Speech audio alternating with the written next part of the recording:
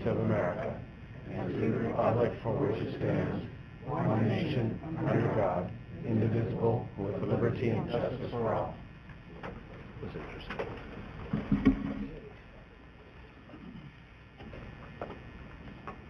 Welcome everyone to the meeting on March 14th. Please, and into the mic.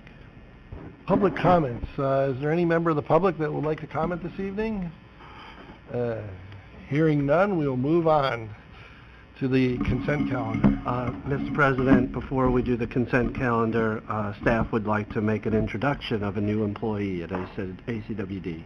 Oh, very well. Okay. Mr. Stevenson. Thank you very much, Mr. Shaver, and good evening, directors and staff. I am very excited tonight to introduce our new Project Engineering Division Manager. Her name is Rika Ipagunta, and Rika, if you wouldn't mind just standing for me. Rika comes to us from the California Water Service Company, or Cal Water, where she was the Capital Planning Manager responsible for coordinating the work of more than 100 Cal Water staff for the planning and implementation of Cal Water's $1 billion CIP, which covers 23 districts all throughout California. Rika is a registered civil engineer with a bachelor's degree in civil engineering and a master's degree in environmental engineering, and has experience in planning, design, and construction of a wide variety of waterworks infrastructure. Prior to joining Cal Water in 2006, Rika worked for an engineering consulting firm and also had a short stint at East Bay Mud. Rika lives in Fremont with her family, is a classically trained Indian vocalist and veena player, and volunteers as a teacher of Telugu. So I'm very, very thrilled to introduce you to Rika, and welcome, Rika. Thank you, Mr. Stevenson. Good evening, everyone. I'm very excited to join the taking special, and I feel it's a great honor to serve the community I live in. I'm a long member of the resident of Fremont, so I take immense pleasure in joining the ACWD. Thank you. I would like to say welcome on board, and my youngest sister's name is Veena because of my parents' appreciation of the instrument, so welcome. Okay, we'll move on then to this consent. Would any of the directors like to add an item to the consent calendar this year? I would like to make the motion to add items 5.1, 5.2, 5.4, and 5.5 to the consent calendar. We have a motion and a second.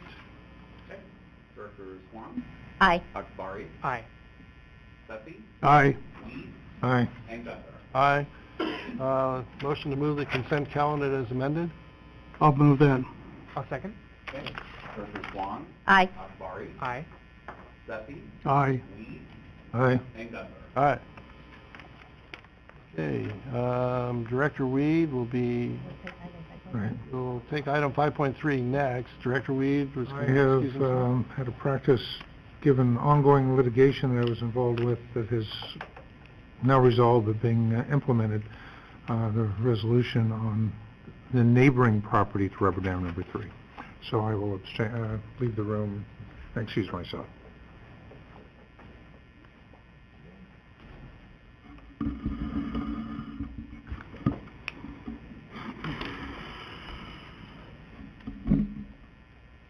Item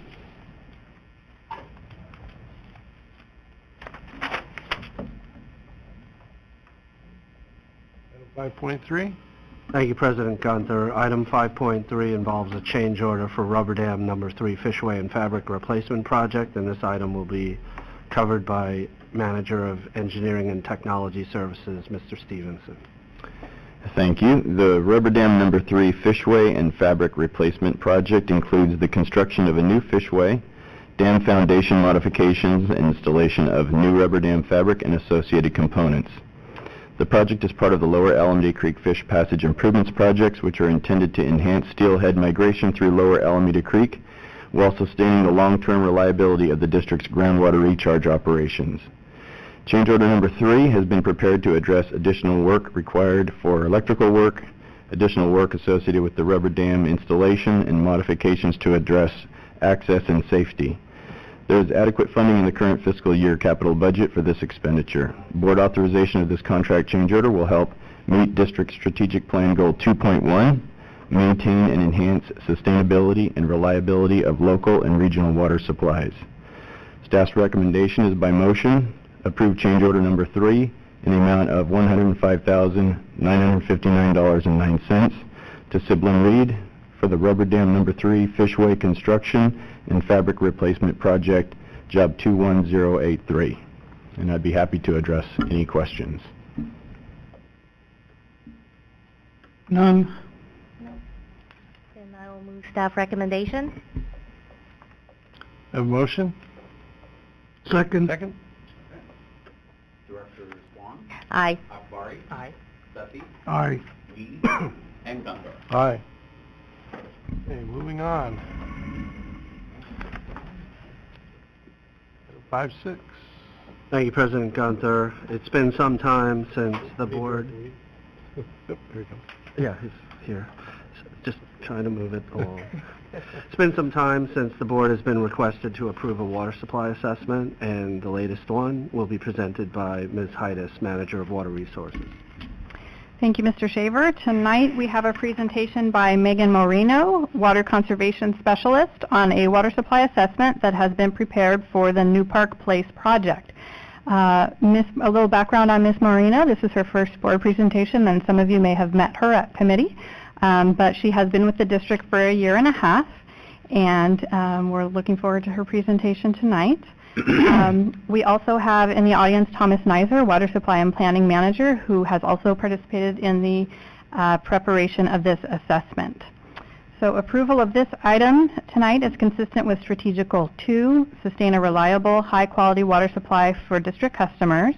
And at this time, I'd like to turn it over to Ms. Moreno to make her presentation. All right. Thank you very much, Laura. Yes, if you don't mind, Andy, he'll be passing out the final report. Thank you for the introduction. As stated, I'm Megan Moreno. I'm very happy to be having the opportunity to present to you all. I'll be covering the topic, the water supply assessment for the New Park Place project. On December 19, 2018, ACWD received a letter from the City of Newark requesting a water supply assessment for the New Park Place project. This is in accordance with Water Code Section 10910, which states that any development over certain criteria are required to get a water supply assessment from their local water purveyor within 90 days of that initial request. So this project met that criteria in two ways. One is that the development will be having over 500 dwelling units. In addition to that, there'll be over 500 square feet of commercial retail in the redevelopment. The purpose of a WSA is to determine whether the district has enough and sufficient supplies for dry and normal year periods over the next 20 years of the project in incorporating other future planned uses. The project itself is located in Newark, California on the cross streets of Maury and Cedar. This is currently where the New Park Mall is located. It is a redevelopment of the space. It's a mixed-use development. It has roughly 1,500 residential units proposed, 100,000 square feet of retail space, close to 500,000 square feet of commercial space, 360 hotel rooms, and 3.3 acres of park plaza space. So the project will require water supplies for the new residential and commercial uses. The plot of land is 125 acres, and we estimate it to need 434 acre-feet a year of new water demand. ACWD's most recent demand forecast included the proposal for the residential developments, but the additional commercial and retail buildings are consistent with existing land use zoning that we used in the forecast. So what we found in the water supply assessment is that it's consistent with our forecast in the Urban Water Management Plan of 2015. So there will be no shortages in dry periods, and we'll have sufficient supplies in normal years. In the report, we did require the project to install a non-potable distribution system, as well as install the most water conservation technology measures. As far as next steps, upon the board's approval tonight, we will provide the report to the City of Newark, which they can incorporate in their EIR, part of the CEQA process, which will allow the public to provide comments and review it. And then once the project gets closer to development, they may request a written verification of our water supply. So that being said, our recommendation for tonight is, by motion, adopt a resolution approving the March 2019 water supply assessment for the New Park Place project, and authorize the general manager to submit the March 2019 water supply assessment for the New Park Place project to the City of Newark. Thank you so much. At this time, I'm happy to answer any questions or hear any comments or feedback. Director Weed, want to start? Yes, brief description, if you will, of the non-potable water distribution system. What is the source of the non-potable water, and how much are we talking about? Yeah, that's a great question. To be consistent with our previous WSAs, we did include that requirement, which requires them to install purple pipe at certain predetermined locations from the project development, project development team. As far as quantity and sources of supply, I would think that the water supply manager might be able to speak more to that. About, Thomas, if you might want to add as far as the quantity of water. Sure.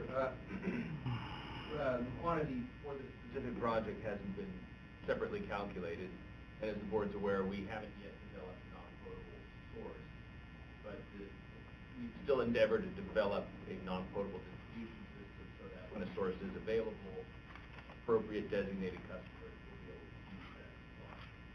to use that. There was discussions at one time, in the Pacific Commons area in particular, of using well water for irrigation and non-potable uses. There's a challenge with using purple pipe for well water, and within the criteria of what can and cannot be put into purple pipe. But was there any consideration given to using the groundwater resource, the groundwater, locally or in the area for irrigation and non-potable distribution? Are you suggesting that they put in a private well on site? Well, whether they put in a private or we supply the water as a non-potable source. It's $50 an acre-foot water versus $2,500 an acre-foot water if you use well water. And I've made the suggestion over the years that we look at developing a distribution system for fire flows and irrigation systems that is less than potable at a fraction of the cost. Stanford University has that. County of San Francisco has a dual system that they use. Those type of things. Right. So all best I can do is simply reiterate that there is an existing plan to develop a non-potable system. The source is to be determined. We have discussed using raw groundwater, as well as obviously the potential of developing a traditional recycled source. No. And that's in the planning works. It's not really germane to this particular project. The whole point of the water supply assessment incorporation of this is that the project is physically located in an area designated to receive non-potable supply. So I'm glad we're using the term non-potable rather than recycled. Recycled water in our last study showed it coming in at more than twice the cost of our potable water supply. And if we can do it at a small fraction of that cost, that would be smart. Noted. So if I may, the requirement is based on the existing integrated resources plan that the district has developed, as well as the various recycled water planning efforts that we have done over the years. There will be an opportunity for the board to reevaluate what our planning is, but this project is consistent with the same planning that was used for Pacific Commons, and it doesn't preclude the use of non-potable groundwater in the purple pipe system, should that be advantageous for this project at some future date, that the sponsors of the project may want to investigate. The idea, though, is there's an opportunity to put in the infrastructure now, and it's there and available should that opportunity arise. Right. And my understanding in the Pacific Commons situation, we actually went to identify locations, wells, and distribution system that would accommodate a raw groundwater as opposed to expensive treated water.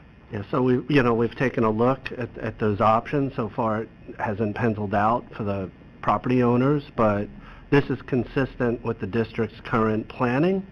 And in the next couple of years, there'll be an opportunity as the staff brings back sort of the overall water supply plan to the board to sort of reevaluate our approach. But this is consistent with board direction in the past. Okay. And just clarification on whether we have actually approached the property owners with this as an option. I'd like to get some, not at this time, but maybe some additional clarification on how that, to what extent that has been, we've pursued that effort. Sure, and we'd be happy to keep the Water Resources Committee apprised of how this ultimately pans out. Thank you.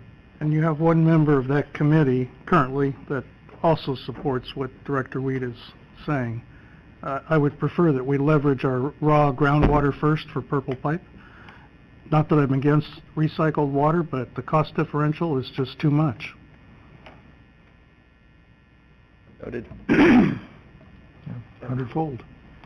100 times. So there is a staff recommendation. Recycled water is 100 times I got more a question. expensive. Regarding the project, the location, this sounds like basically it's the New Park Mall is going to get redeveloped completely? That's correct, yeah. Some of the existing structures will remain, but other portions will be redeveloped and added on. Does this extend out past the mall, or is this just the mall itself? It includes areas around it, but all within the same parcel of land. For example, there's that shopping center adjacent to the mall that used to have a Toys R Us, and I think there's like there's a brewery over there. There's a hometown buffet or something. So that's a part of the land. And then going all the way to Cedar as well, right? So it's kind of like a master plan for the whole area. There's been recent investments in the mall itself to upgrade that, so I think it's probably complementary to those investments. Would that be fair? Yeah, as far as I understand, it's being treated as kind of the whole block, including some of the additional the hotels are being a part of that in the surrounding area. Big project. Someday. I have one question. So, in mentioning the park property that's included here, is that in addition to the current park that's already there? It's a eucalyptus park where they hold concerts? That is right on the border of the property. There will be additional park space that does not include that area. So it's in addition to that, not inclusive of that? Correct, yeah. Okay. Great.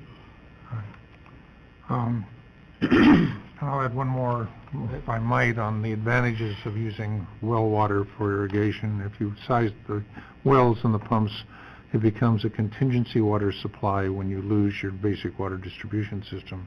So we have water supply sources throughout the community if that becomes the pattern, and hopefully our practice. Thank you. Further comments? No further comments. We have a staff recommendation. Do we have a motion? I'll make the motion. Second. Motion second. Secretary, call the roll, please. Director Huang. Aye. Akbari. Aye. Sethy. Aye. Weed. Aye. And Gunther. Aye. Okay, 5.7, Director Akbari was going to conflict. I will be recusing myself because of a common law conflict.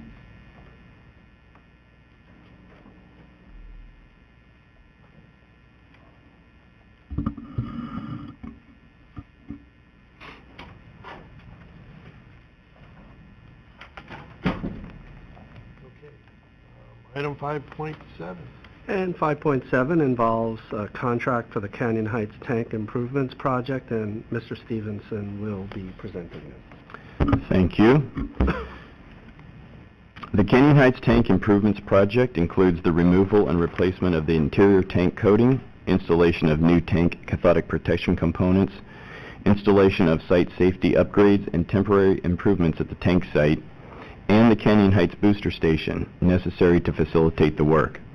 The project was advertised for bid on January 16, 2019. On February 13, 2019, one bid was received, opened, and evaluated. The bid contained 2 minor irregularities which may be waived. As the work is planned for next fiscal year, staff plans to budget adequate funding in the fiscal year 2019-20 Capital Improvement Plan budget for this expenditure. The project was reviewed with the Engineering and Information Technology Committee most recently on January 22, 2019.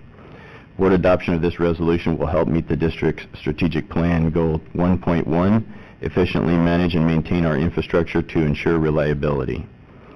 Staff's recommendation is by motion: 1, waive the minor irregularities for the Blocka Construction Incorporated bid, and 2, adopt a resolution awarding the contract for the Canyon Heights Tank Improvements Project to Blocka Construction Incorporated in the amount of $846,500, job 21120. And I'd be happy to address any questions. Nope. Wade? No. Staff recommendation. Do we have a motion? I'll make the motion to approve staff recommendation. Second? I'll second. Motion and second. Secretary, call the roll, please. Sure. Directors Huang, Aye. Akbari, Sethy, Aye. Weed, Aye. and Gunther. Aye. Okay, if we could have somebody find Director Akbari.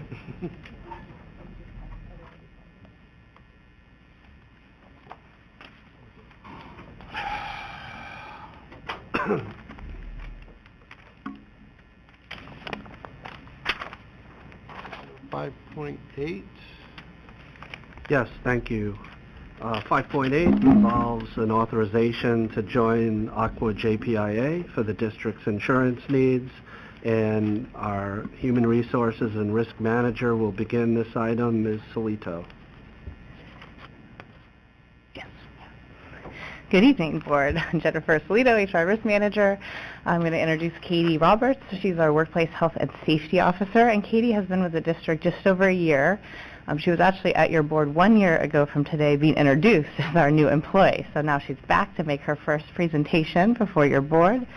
And she'll be discussing the district's current status and then our staff's recommendation on vendor change related to all our insurance programs, workers' compensation, and property and general liability, and explaining how this item supports strategic plan goal 3.2 to ensure cost reasonableness. Thank you, Katie. Thank you, Jennifer. Good evening, members of the board. I'm Katie Roberts, the Health and Safety Officer for the district. We're going, as she said, to talk about the authorization to join the Association of California Water Agencies Joint Powers Insurance Authority for our workers' compensation, property and liability insurance coverage for fiscal year 2019-2020. We're going to discuss a few things this evening. I'd like to provide a brief review of the history of the district's insurance program coverage. We're going to go through the process that we used for developing this request for proposal and discuss how the responding vendors compared to one another, both qualitatively and based on overall costs. Additionally, I will provide context and cost comparisons for the voluntary purchase of excess earthquake and flood coverage, though this is still being reviewed by the Finance Committee.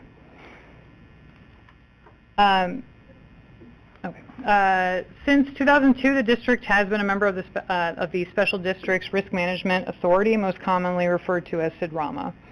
SIDRAMA is a Joint Powers Insurance Authority, or a JPIA, which is a pool of insurance, so meaning that members pool their funds and use the collected money to pay for any unexpected losses or claims. Currently, we participate with SIDRAMA's workers' compensation, property and general liability insurance programs. Those are all separate programs. The district hasn't been out to bid for insurance since fiscal year 2012-2013, but district staff recently reviewed the last several years of our program coverage and costs, and it has shown a steep increase in overall cost. This paired with the duration since the last competitive bid, we determined this was an ideal time to put a request for proposal out. The goal of the RFP was to ensure that the district receives the best and most comprehensive and effective coverage available. Sidrama's workers' compensation costs have nearly doubled since 2012 alone due to a combination of claims, payroll, and vendor costs. But it is important to note that the costs increased sharply despite a decline in the actual number of claims that we received. The improvements that were made to our program administration and enhancements to our workplace health and safety programs, it still managed to go up. So in December 2018, the RFP was made public.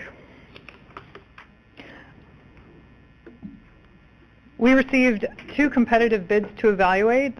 One was from our current provider, Sidrama, and the second was from the Association of California Water Agencies, Joint Powers Insurance Authority, or ACWD, which is a lot easier to say. These bids were evaluated by Jennifer, Jonathan, and myself. After the initial evaluation, ACWD was brought in for an in-person interview. This interview really solidified our decision to select ACWD based on their approach to service, comprehensive coverage, and costs. There are a few highlights from that proposal, Aqua's proposal, that the evaluation committee considered significant, especially when compared to the proposals that we received from Sidrama. The Aqua membership consists entirely of water agencies, so they specialize in our industry and understand the challenges we face, as opposed to Sidrama, which is a culmination of several other types of companies and businesses. Aqua's premium costs were quoted significantly below the premiums we are currently paying, as well as the premiums that were quoted in Sidrama's proposal for next year. We're going to take a closer look at that at the next slide when we have it listed out. Aqua provides enhanced coverage on programs like general and property liability above what we currently have. They also process claims in-house. This means that district staff will have a single point of contact for any of our claims and will no longer coordinate with a third-party administrator and various other claims adjusters. Aqua has several additional services available that will be provided at no cost to the district, such as property appraisals, extensive training resources, and registered environmental assessors. The evaluation committee was pleased to hear that in the last 5 years, ACWD has not had a single member withdraw. In comparison, Sidrama has lost 3 members in the same amount of time, and they were all due to costs. Here's the chart. We have a handout that would be, I would appreciate it, yeah, if we can hand that out. It's a closer look at that particular chart because it can be difficult to see. So this chart is a comparison of premium costs. So in our first column, you'll see that you'll see all the various programs that the district currently participates in. These are all different things that we have insured, and they have separate, they're considered separate programs or separate portions. The second column is how much the district is currently paying this year in premium costs with Sidrama. So that is what we're already currently paying. The next 2 columns compare the premiums quoted in the proposals that we received in response to our RFP for the 1920 coverage from Sidrama and Aqua. As you can see, there's a substantial difference in overall cost. The district will save approximately $632,000 a year by switching to ACWD, which is why today we are asking the board to approve our motion to join ACWD as our insurance provider for our workers' compensation, general liability, and property liability programs only. The district staff also looked into the possibility of purchasing additional separate earthquake and flood insurance coverage. Proposers were asked to provide quotes for this excess earthquake and flood insurance, keeping in mind that these programs can be purchased at a later date, completely separate from our regular coverage. As you can see from this, in the second column, at this time the district does not purchase excess earthquake and flood insurance, which is often, generally is referred to as a difference in condition, or DIC insurance. Due to it previously being prohibitively expensive, we haven't opted to purchase it. When comparing what our current year's costs are with, to ACWD's proposal, the district will save a significant amount of money annually compared to Sidrama, and that is including if we opt in for, if we elect to purchase that voluntary excess earthquake and flood insurance. So again, the board is being asked only to consider the transitioning of existing coverage programs to Aqua JPIA. In the next few slides, I'm going to provide you some information on that excess earthquake flood insurance coverage. However, the Finance Committee again has asked that this specific topic be brought back to the committee for additional discussion.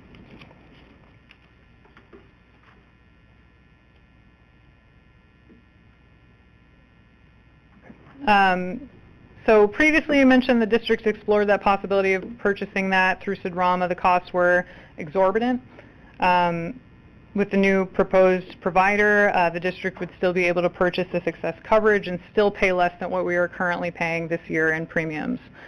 At this time, the district does have some minimal coverage that is provided through our standard property liability program, but this coverage is shared by the entire pool and provides all members with a minimal amount of coverage. So for example, with Aqua JPIA, pool participants share coverage of $2.5 million per year, which seems like a pretty decent chunk of change, but if a disaster were to occur, all impacted members would have to divide up that $2.5 million for their whatever damages that happen. So the minimal amount of coverage will not be enough to restore service and fix our facilities following a disaster, but it does meet the minimum requirements to receive FEMA reimbursements after a disaster. All agencies must demonstrate they have some level of insurance coverage in place, and this is what meets that requirement.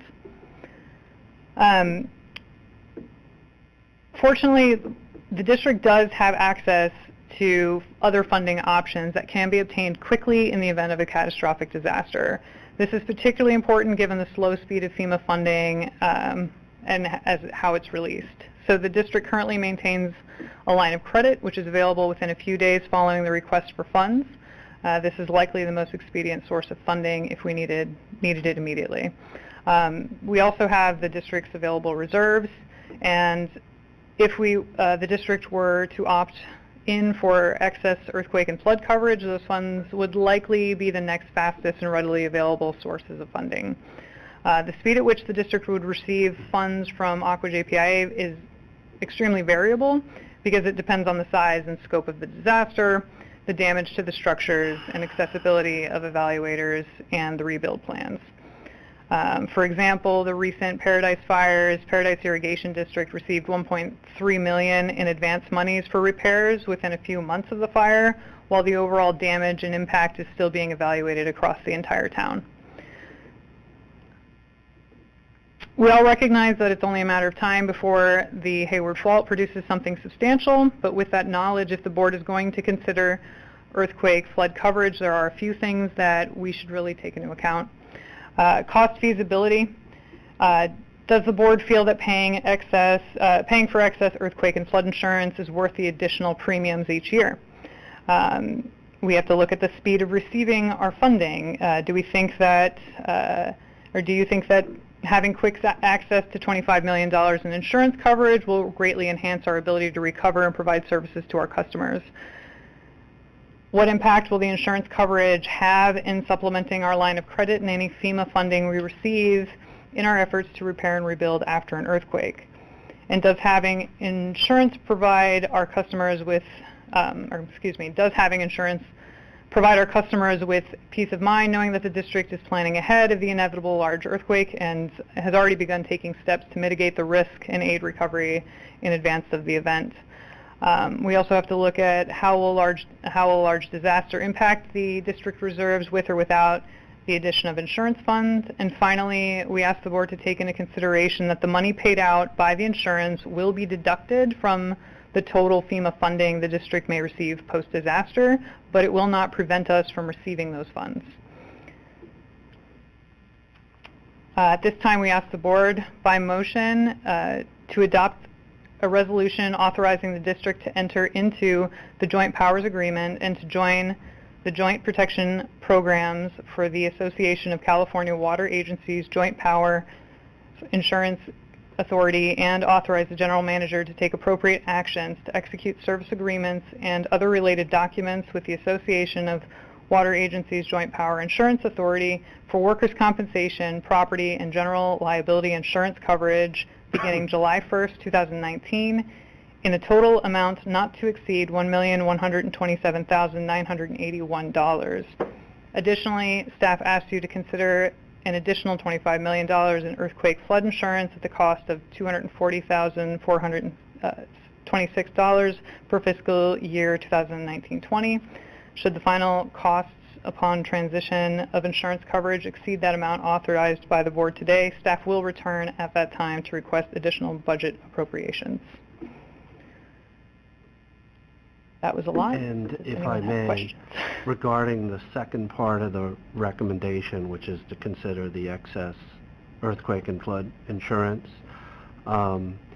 your colleagues on the Finance Committee may appreciate any thoughts or input you have, but staff's current plan is not necessarily to go forward with that this evening. It's on the agenda to provide maximum flexibility, but to bring it back to the Finance Committee as was requested. Comments? Director Weed? Okay, thank you. I'll start off again. I've been the representative for this board as the director of the JPIA for a number of years since they spun it off of Aqua. And it's done an extraordinary job. In total scale and size, it's the size of a Fortune 500 company. They've had great results. Part of the advantage they have over Sedrama is they have an absolute prohibition on any public safety coverage employees. So they have gone to great lengths to make sure that there are no public safety employees being covered by the JPIA. That liability is costly, whether it be an individual or a group of individuals. Next, they've been innovative. They have approved a captive insurance company based in Utah, where they will be able to again take one of the middlemen out of the process and generate some pretty good costs and results. We will now have all 4 types of insurance we carry if we add these two. It's going to split 2-2 between Sedrama and JPIA up till now, which will allow one of our directors to go for their executive board. You had to belong to all 4. The supplemental insurance, when this came before our committee, which I'm on, the Finance Committee, I recalled my experience as a trustee of the Ohlone Community College Board, where we had a campus built on a seismically suspect site and had been carrying earthquake insurance. It was pointed out that, well, if you have an earthquake and earthquake damage, the practice is for FEMA to come in and give you 100% coverage after they deduct any other premiums, any other recovery you received through another insurance policy. So in effect, you're out the premium. There may be, the issue then becomes the speed of payment. And there may well be other financing techniques we can use other than purchasing insurance, which will give us that same quick return, particularly since you have, the lender will know that FEMA is going to come in and cover the full cost. As per past practice, everything is subject to Congress after each disaster. Flood insurance has its own quirks and issues, and even there, the supplemental issues, what's covered, what isn't covered. I think we need to get smart on that. Mm-hmm. And I look forward to that opportunity, and I would ask that we not, suggest strongly that we not agree to purchase the supplemental seismic and flood insurance at this time. There is some insurance in those areas covered in our basic policy. We need to get smarter on that, I believe. So, thank you. Okay, my comments. Normally, Director Weed and I are pretty much in consensus on items that come before this board. But on this item, we are looking at it very much differently. Katie noted that in Paradise, FEMA's only come in with less than $1.5 million months after this disaster, which is a pittance compared to the billions of dollars of damage that's happened up there. And I think we know very well from experience, whether it's the Loma Prieta earthquake or other events in California, it takes years and years to get compensation back from FEMA. And so I would appreciate, as we go through this thoughtful discussion over the next couple of months or so, that all board members consider what I view as the number one obligation of this district, which is the safety of our community. And so while we have a line of credit and we have some deeper pockets with our cash reserves, if we use our line of credit, simply remember that is a debt obligation. It's a liability that we're putting on our books that we have to pay back. If we have insurance, we are receiving some funds. And while it may be $25 million, perhaps we can get as much as 50, even that may not cover a major quake on the Hayward Fault. Right now, and I've mentioned this before, history shows us that somewhere between 90 and 165 years is the periodicity of a major quake on the Hayward Fault. We're entering year 151 right now, and the maximum is 165 years. USGS tells us that there's a 30% chance of a 7.0 earthquake or greater. And so I think it's incumbent upon us that we cover ourselves with a good insurance policy for property damage. We could very well, as we've documented 10 years ago, have anywhere from 1,000 to 2,000 main breaks in the system. It could take 6 to 9 months to get our entire system back up and running. And so every available dollar will be needed. While I was doing research on FEMA's website, by the way, I was looking at what they recommend, and after the Northridge earthquake, they set up a panel of top experts from around California to evaluate what would be the best protection for public agencies specifically. And they say that in their guidelines that policies that are available for public agencies are very similar to what is available in the commercial market for commercial earthquake, flood insurance, etc. One of the key things that they note, which I would like us to explore as well as just property damage, is their recommendation, and essentially they're notifying public agencies that there is insurance available for loss of revenue. And you can imagine if we have 1,000 to 2,000 main breaks, we could easily lose half of our revenue, 50 million or more. So I would encourage us, let's look at the earthquake insurance for property damage as well as insurance for loss of revenue. I don't know how much that will cost right now, but let's at least take a look at it. And I would like to return back with a commitment to the community that we are looking at safeguarding the community as best we can. I would hate for there to be a disaster and then, reporters, the community, everyone else is up in arms and saying, why didn't you do more for us? If I might I concur with Director Sethy's issue on the loss of revenue to be looked at and see if that is, in fact, also would that be covered by FEMA. My issue is not we both agree that it will have a huge impact and a huge immediate financial demand.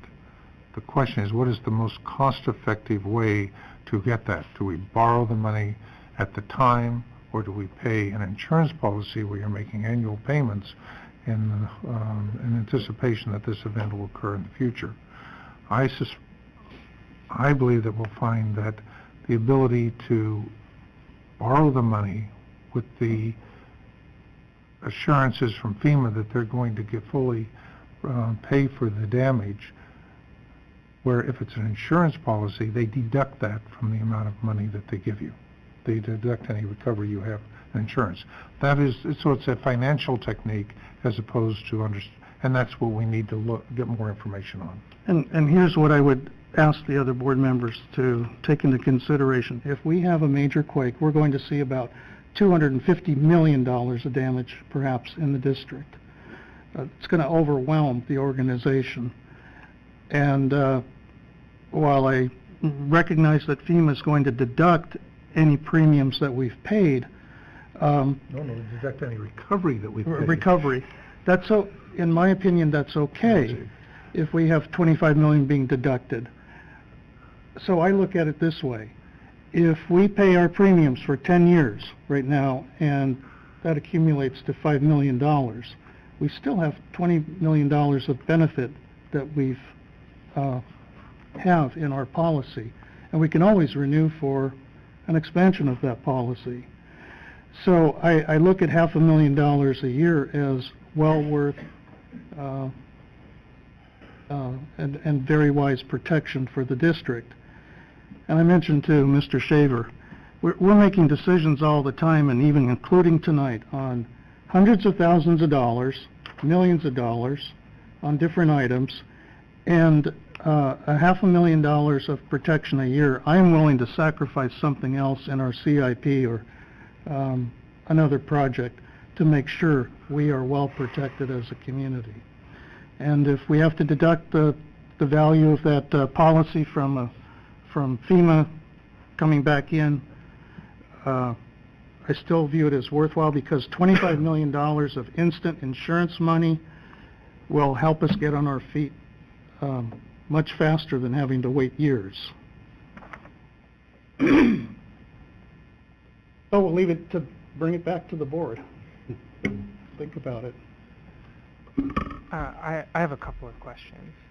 So how often do we go over, look over our insurance premiums, and how often are we required to go out for a new bid? We review them every year as they come through, and we're not, to my knowledge, we're not required to go out to bid at all. We've been with Sudrama since, like I said, since 2002.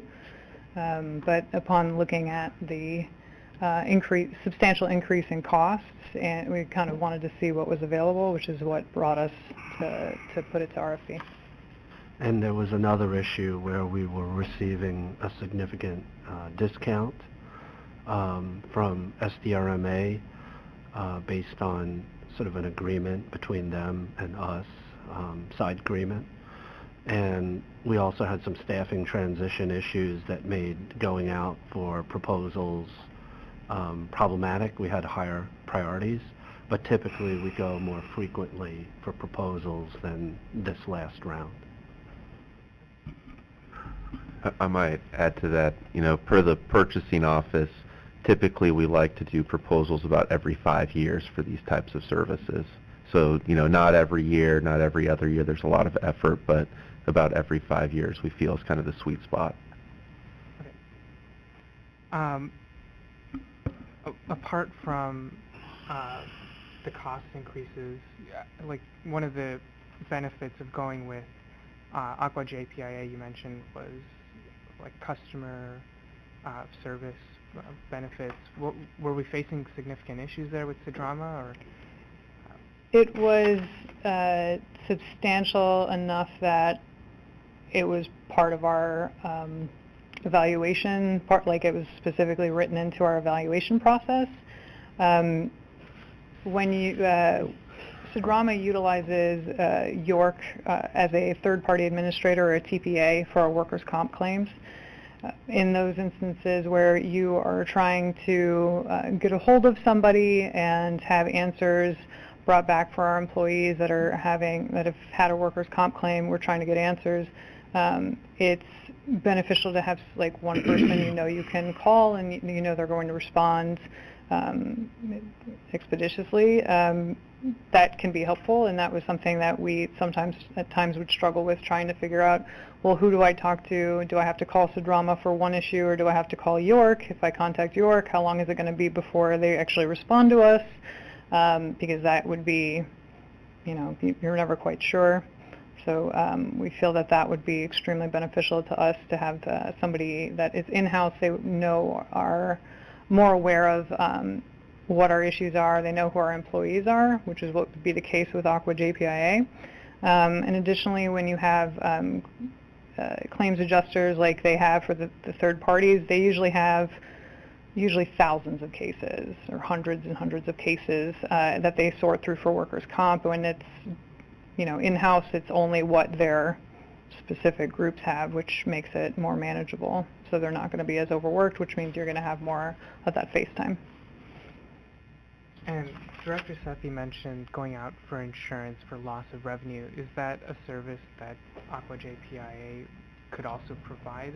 So we have disruption in service type. That is insurance that we already have and we would have with them as well. So if there's some type of disruption of service, that kind of thing.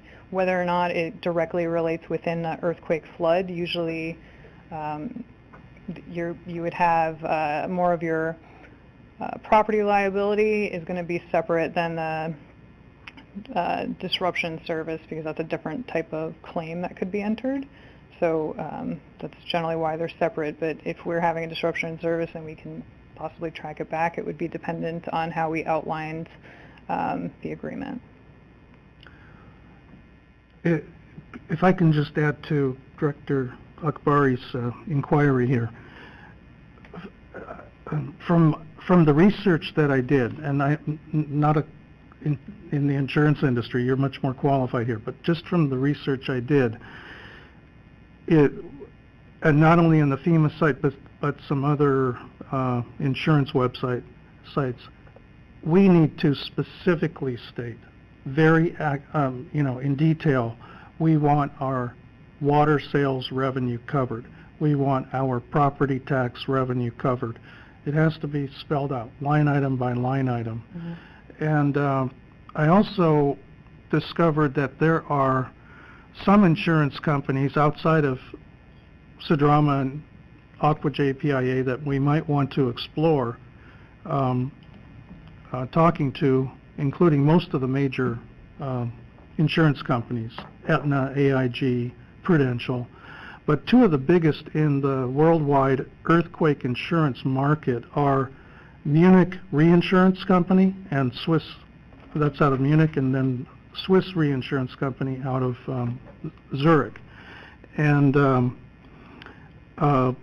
one or both of those companies were involved in insuring the cities of British Columbia around Vancouver, which is a high-risk earthquake area,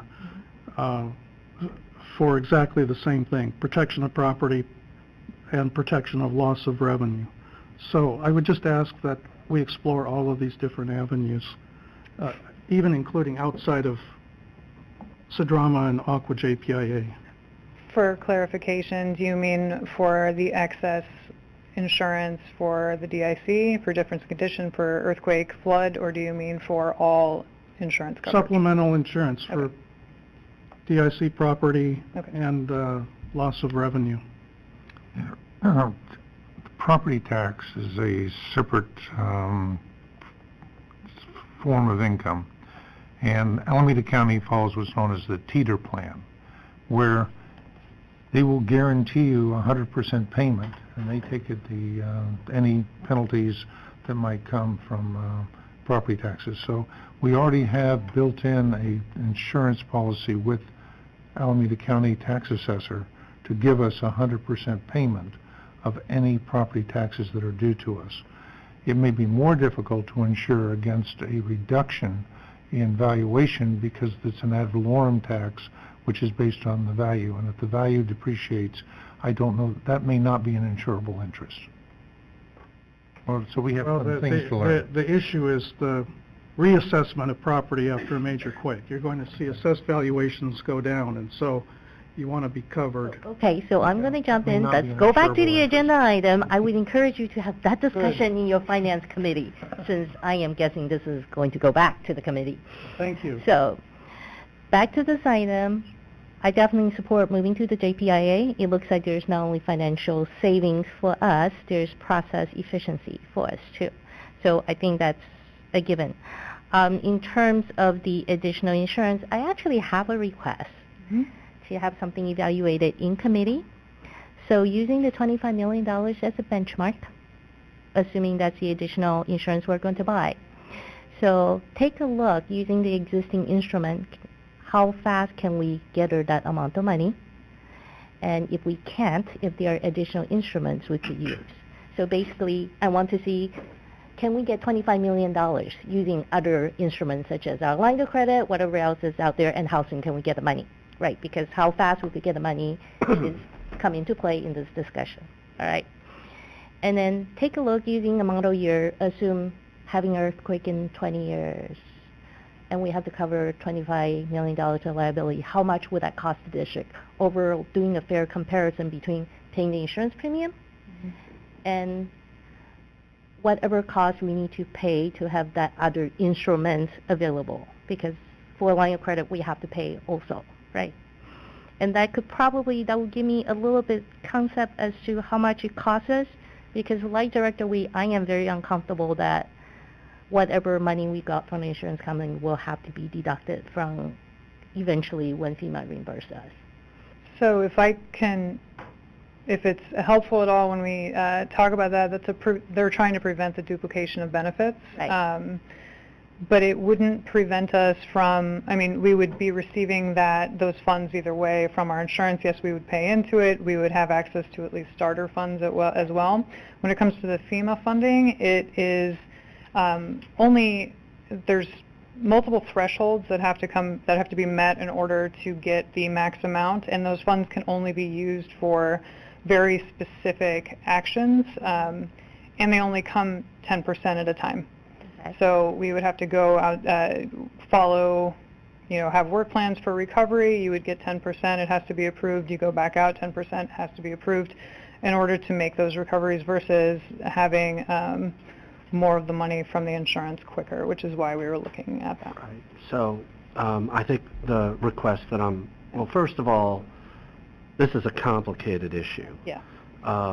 It's how you feel about risk. And, board members and risk, it's a tough thing to grapple with. But what I'm hearing is the request is we'll come up with some sort of scenario and look at how we could deal with the cost of the scenario and do a business case. Yes. So we'll work with the Finance Committee to come up with some sort of model scenario, and then we'll look at the various ways that we could fund what we need to fund after that scenario, and we'll see what pans out. Okay. Does that sound fair enough, Directors Weed and Sethy, too? Yeah. Can I ask a question, Katie? Is there a cap on the disruption of service dollar amount that they're willing to reimburse us on, or is it based on a percentage of revenue loss? What is that under the standard policy? I believe we would, so if we got the standard coverage for $25 million, it's going to be the $25 million for the That's insurance. of the supplemental. Yes. Oh, are you asking for our regular standard, what we have? Yeah, or what are we covered on under the standard policy? I believe it's, that's where we share it with the pool, so it's $2.5 million shared with the pool, so it depends on what other people in the pool are affected by that particular incident. Okay. So for the And it's Hayward annually. fault event, we would look at the adjacent agencies and see what kind of insurance they have and whether or not they're going to suck from that pool. So I will note, I did ask staff for a copy of both annual reports from each organization, and as I noted back, Cedrama only has about $95 million in cash and investment reserves, and Aqua JPIA has about 150, which in a major quake, I noted, you could see all of that money used up, which may put either one or both organizations at risk of insolvency. So we're not talking about the large insurance companies that have hundreds of billions of dollars in reserves to insure against a quake. We're talking about two relatively small organizations if you want to put it in perspective. Right, Director Sethy, I might just add to that discussion, though. I believe both of these agencies employ reinsurance for their earthquake coverage, so Right. it's not their specific pool of funds that's at risk in a major quake. They'll just have to pay their own deductible to access their own reinsurance pool of funds.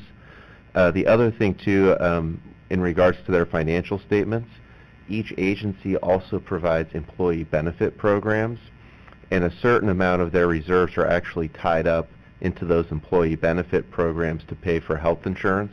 So actually the amount of money they would have available is actually a little less, I think, than the amounts you quoted, given what's tied up in those other programs. Right. So, correct me if I'm wrong here, but in the case of the Aqua JPIA, their reinsurance company was Alliant or something like that? Jennifer's nodding her head. Alliant. Yes. So Yeah. So Alliant is one of those big multi-billion-dollar companies, and I think their deductible was close to $5 million or something like that. So, yeah, I didn't want to scare people like we wouldn't be left with anything here. Well, I think it's been a lively conversation. I have one comment or question myself, but first my opinion here is I'm fully supportive of going with the Aqua JPIA. I trust them. They've been around for a while. I do trust Director Weed's opinion. The earthquake stuff, I think we need more information. One thing, does anybody remember how much damage we assessed during the Loma Prieta? Was there much in this district at all? Not much. I'm looking at Mr. Peterson, who's the only one that was here then. Oh, we did not suffer any damage to speak of as a result of the Loma Prieta earthquake. We were very fortunate. Okay, and my point is that, you know, we look at the big earthquake where it's going to hit, and it may hit here, it may hit Berkeley, so it could hit another location. Then the question becomes is where's the disaster area, and how much damage could we, I think we need to look at and assess is, would we be outside of perhaps the damage area or the FEMA site, or the FEMA area? Do we want to cover for that potential damage? Which case that other funding is probably going to dry up pretty quick, because whoever's up there is probably going to, let's say it's up north, will take the hit. If we can look at that in the planning or in the assessments, because I think it really is going to come down to is look at some assessments and see what the results are. I agree with both Director Weed and Director Sethy at this point. I really think we need to look at this some more. And this particular topic, and quite honestly, it's nice that we could have this conversation. And staff has confirmed that not making a decision on the supplemental or the excess earthquake insurance today doesn't result in increased cost if we choose to entertain that at a later date. Well, we're saving money right now, switching, right? Correct. Right.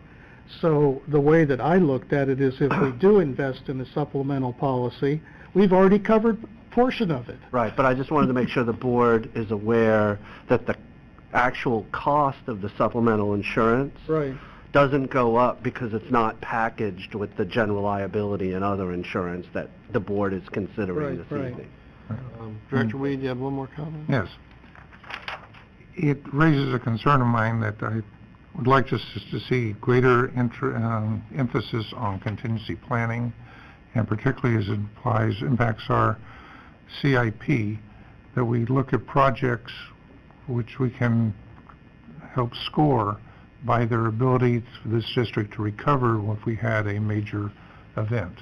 Connection between the Wellfield and Whitfield would be should be a prime project. It's not been bumped because we don't look at it from a contingency operations perspective today. And my take. Okay, further comments? Okay, do we have a motion I'll make the motion. I'll second. You have a motion and a second. And let's be clear, the motion is only to switch over to the JPIA. That's correct. The motion is to switch from CIDRAMA to Aqua JPIA for our regular the programs we already have. I will second, and I want to thank staff for a lot of really good, solid work here, and for taking the time out to answer quite a few questions that I had, and make me more knowledgeable about the subject. So thank you. Okay, so do we have a clarification from council? Yeah, just to clarify, the motion is bullet point number 1. Yeah. All right. All that's included in bullet point, adopting the resolution and authorizing your general manager to take specific actions to implement it. So we have a Perfect. motion Thank you. for bullet point 1, and we have a second. Secretary call roll, please. Sure. Yeah, no problem. Directors Huang, Aye. Akbari, Aye.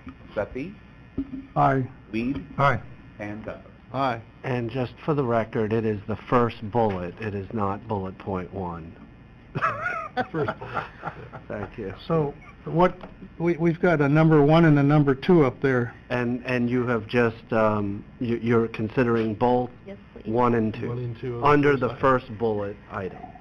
Would you like me to read out my actual motion? I could reread it if you need me to. I think it's clear.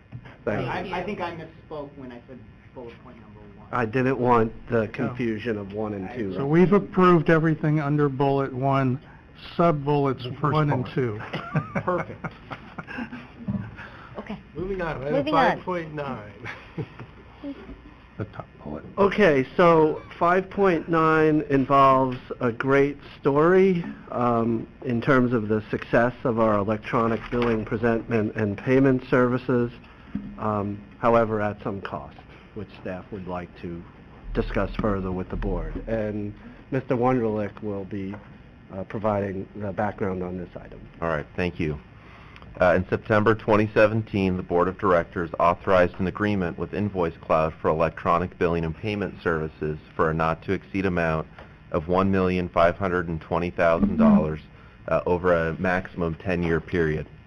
In July 2018, July 9th to be exact, we went live to our customer base with these new online services. Since implementation, the customer adoption rate exceeded expectations. The accelerated adoption rate, specifically customers paying by credit card, increased the total number of payment transactions and therefore the total cost of the services. So we were expecting about 55% participation. We got 70%. We were expecting about 16% of total payments to be by credit card, and we're actually at 38% of payments by credit card. And those numbers are only going to grow in the coming years. There is sufficient funding in the district budget for this expenditure, and the cost of these services will be included in future budget proposals. This item was reviewed with the Finance Committee on February 19, 2019, and board authorization of this amendment will help meet Strategic Goal 3.3, promote financial transparency, and Strategic Goal 5.2, enhance customer outreach and engagement with new tools. So the recommendation this evening is by motion, authorize the general manager to execute a contract amendment with Invoice Cloud for electronic billing, presentment, payment, and merchant card services for a not-to-exceed amount of $3,110,500, again over the 10-year duration of the contract.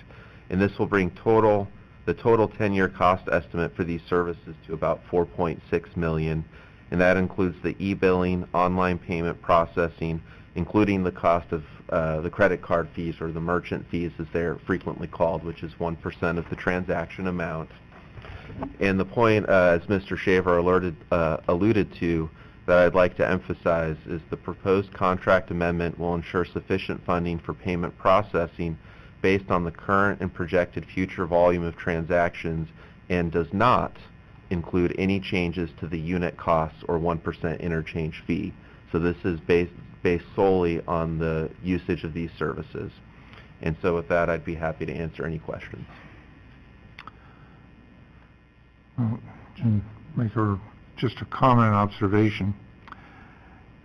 The next generation of technology is going to potentially put credit cards out of business. The Chinese and China, another Bank of America went to China thinking that credit cards were going to be a great opportunity. They haven't taken off. They have been able to do direct payments online with something like Apple Pay, which avoids the credit card system entirely. We may be 10 years behind China in this case, but I suspect that our next iteration will be something other than credit cards for making the electronic payments, and we'll find so technology, it's changing rapidly on us, and this is a great program for now. It's a 10-year timeline, which is a little bit long in my mind, but it's been a success. It's better than what we have had historically, but there's yet another iteration coming down the pike. Director Weed, then you may appreciate hearing that the initial contract is actually only a base 5-year term, and then there are 5 1-year options. Okay. So while I quoted maximum 10-year amounts, there are off-road options annually once we hit the 5-year mark. Thank you. What Director Weed is talking about is peer-to-peer payment systems based on blockchain, which Japan has also approved. So it's coming. No doubt. I just want to note that staff pays each other for sharing cost of meals and so forth now with an app called Venmo. And so we're already getting familiar with new technology.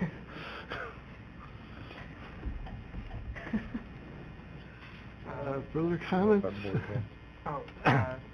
No comments. I'm just looking forward to the day where I can pay my water bill with Bitcoin. I wondered who was going to say that. No comment. May not be Bitcoin, but it will use blockchain. Well, we have a staff recommendation. Do we have a second, a motion? I'll move to staff recommendation. A motion, do we have a second? I will second enthusiastically. Directors Huang, Aye. Akbari, Aye. Sethy, Aye. Weed, Aye. and Gunther. Aye. 510. 510 is an item that staff and your representative on the Bosca board have been following very closely, and it involves the 2018 amendments to the water supply agreement with SFPUC, and this will be presented, at least initially, by Ms. Heides. Thank you, Mr. Shaver. The district receives approximately 20% of its water supply from the San Francisco Public Utilities Commission under the terms of the 2009 water supply agreement between SFPUC and wholesale water customers. Tonight, we have a presentation by Leonard Ash, Water Resources Engineer, on proposed amendments to this agreement for the board's consideration. The agreement and proposed amendments were provided to the board for review on March 8th, and links were included in the board packet so they could be reviewed by the public. A copy of the agreement and amendments is also available for review in the back of the boardroom. Board approval of these amendments will help to meet 3 of the district's strategic plan goals. 2.1, maintain and enhance sustainability and reliability of local and regional water supplies. 2.2, protect existing imported water supplies. And 3.2, ensure cost reasonableness. Now I'd like to turn it over to Mr. Ash to provide more information on this item. Thank you, and good evening, members of the board. I'm Leonard Ash, and Water Resources Engineer in the Water Supply and Planning Division. Tonight, I'll review 7 proposed amendments to our existing water supply agreement with the City and County of San Francisco. The existing water supply agreement, or WSA, was finalized in 2009, and since then, both the wholesale customers and SFPUC have identified needed revisions to address changing circumstances, necessary updates and upkeep with references, and process improvements. These 7 amendments address substantive and important issues, but will not diverge from the existing spirit of the WSA.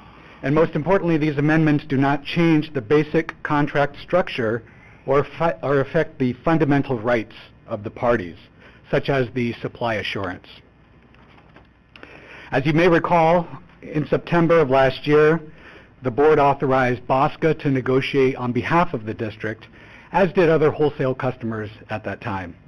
In November of 2018, BOSCA and SFPUC completed their negotiations. In December of 2018, SFPUC's commission approved those amendments. And on February 27th of this year, staff presented to the Water Resources and Conservation Committee details of those proposed amendments. Of the 7 final amendments in this package, 4 were brought forward by wholesale customers. While the staff report describes these amendments in greater detail, I'll briefly summarize each one. The first formalizes a process for wholesalers through BOSCA to engage in the development and implementation of SFPUC's over $2 billion capital improvement program. And recently, BOSCA staff coordinated closely with SFPUC on their last CIP, and it was extremely valuable exercise to better understand the PUC's processes, their project schedules, scope, and budget. And this requirement is not in the current contract, so this would be memorializing this benefit to the wholesale customers. The second amendment updates a deadline that's set forth in the existing WSA for SFPUC to evaluate development of permanent water supplies for the cities of San Jose and Santa Clara. And this amendment would extend the deadline to give SFPUC additional time to collect data to make that decision. The next amendment, the Tier 1 drought allocation, adjusts the calculation for how water supplies are divided during droughts. This revised calculation provides a fair distribution of available supplies when we do enter a drought. And let me say that this amendment should improve the district's reliability the next time we are in a Tier 1 drought. The fourth amendment deals with asset classification and resolves some long-standing disputes between wholesale customers and PUC on how the PUC has classified assets in the regional water system. The way that the PUC classifies assets is very important. They classify assets as either benefiting the power enterprise, the water enterprise, or an asset can be jointly classified as benefiting both. And that classification then determines who pays for ongoing operations and maintenance and eventual replacement of those assets. The negotiated details ensure that wholesalers pay only for the water supply benefits provided by these assets. The last 3 amendments I'll describe were of primary interest to the SFPUC. The first amendment updates the language in the WSA describing the regional groundwater storage and recovery project cost allocation and operations. And this revision was necessary to be consistent with changes in the project operating agreement for that project. The second amendment provides for an annual instead of a 5-year reconciliation of the wholesale capital fund. And this fund provides for the wholesalers' portion of the funding for capital improvements. And finally, the last amendment revises references in the WSA that pertain to the Water Storage Improvement Program, or WSIP, that reflect the completion date the SFPUC Commission had approved in March of last year. And this would extend the WSIP completion date by 6 years. It may be necessary in the future to extend the completion date beyond 2021. One reason for that is that the Alameda Creek Recapture Project is still in the CEQA planning process to determine the environmental impacts. Staff has worked very closely with BOSCA on the resolution recitals related to this issue to ensure that all sides' interests are given fair consideration. Lastly, I want to note, after summarizing those 7 amendments, that the resolution recitals include language related to the minimum purchase requirement. As you know, there are 4 wholesale customers that have a minimum purchase requirement. Aside from the district, we have Mountain View, Sunnyvale, and Milpitas. These 4 agencies, as well as various other BOSCA wholesale agencies, are interested in addressing this issue. And you'll see in those recitals the SFPUC agrees to explore a separate potential amendment to the WSA after this current suite of 7 amendments is completed. As I mentioned earlier, SFPUC approved these 7 amendments in December. Now that kicks off a process where all of the BOSCA wholesale agencies must also consider approving these amendments. Presently, there are 17 of the 26 wholesalers that have already approved of these amendments. And tonight, the board can consider action on this matter. When the requisite number of wholesalers have approved the amendments, then the amendments are adopted. The staff is recommending that this board, by motion, adopt a resolution approving the amended and restated water supply agreement between the City and County of San Francisco and the wholesale customers of Alameda County, San Mateo County, and Santa Clara County. I would like to thank you for your time, and I'd be happy to answer any questions you have. I'll first go to Director Weed, our representative on BOSCA. I've had the good fortune of being the BOSCA representative since its inception in 2003. And before that, I was BAWA, which was a user organization. I would note that there was the first Master Services Agreement, or now Water Supply Agreement, was done in about 1980 by Ray McDevitt, who was our attorney, concurrently. And then came back 25 to 30 years later, took 5 years, to negotiate the current agreement we have, and then this is a revision of that. There was a great concern in the original agreements of the year 2018. Well, 2018 has come and gone without a major over-demand of the system. San Francisco spent had spent $6 billion, and what essentially was deferred maintenance, and one mantra put in by the environmentalists that there would be no additional capacity. Started with 305 million gallons a day, ended with 305 million gallons a day. The cost did increase, though, because for a variety of reasons. Our share of that is 4%. So 4% of $6 billion, run the numbers, you're at about $240 million plus interest. That gets to be a lot of money for a district of our size. And for 20% of our water supply. It's good water. Of the issues that you're looking at here, the minimum purchase agreement still needs work on. In the last drought, we had a drought surcharge under the fear that we would be have to purchase additional San Francisco water. It turned out that conservation was there, but also San Francisco reduced the amount that our minimum purchase agreement during the drought. And if we could codify that in our agreements, that would be wonderful. As a result, the $12.6 million we raised did not have to be spent on purchasing surplus water, or water at all. The issue, you had a great photograph up there of the penstocks above Moccasin. Correct. And if you can recover that, that is a remarkable story. The separation between water and power. We had an agreement that they'll operate the system for water first, power second, and that remains in place.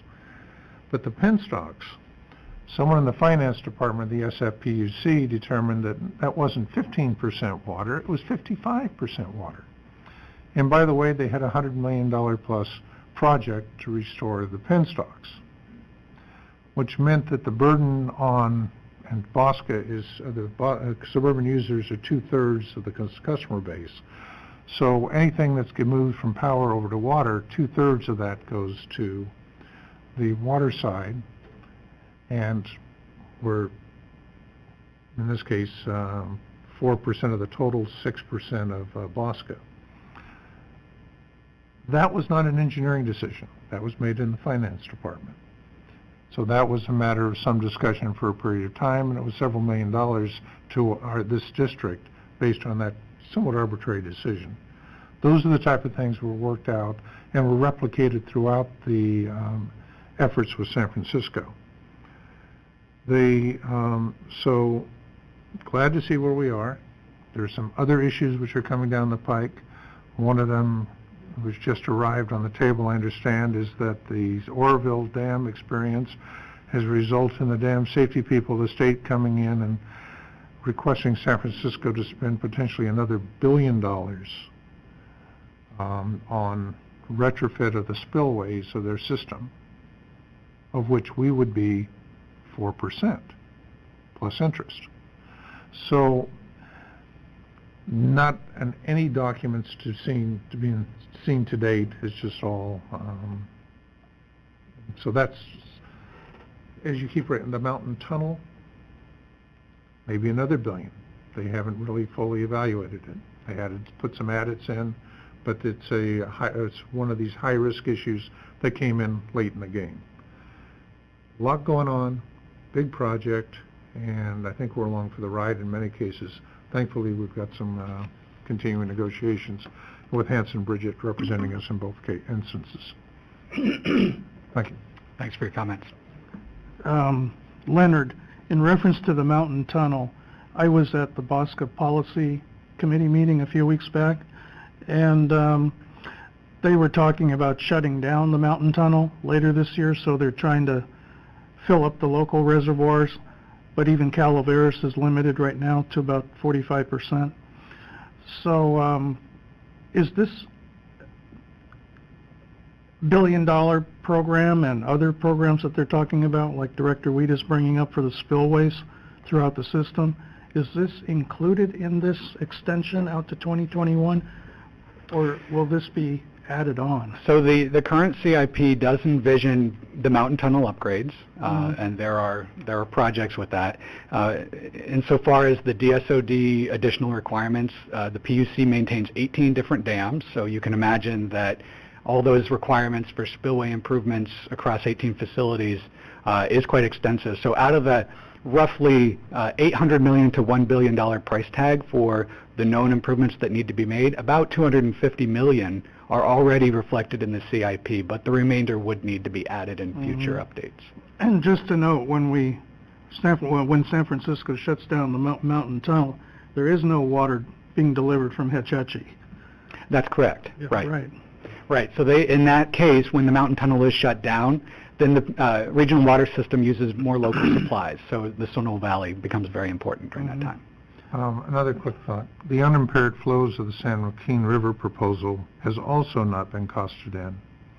And if they lose that, then we're talking again in the billions of dollars, including a rise in the Calaveras Reservoir, which was built to the same level as the existing reservoir, or the existing dam, so no additional capacity, but was given a wide enough base to have a fourfold increase in. But, for example, that would require covering over a $150 million spillway that was just built. So,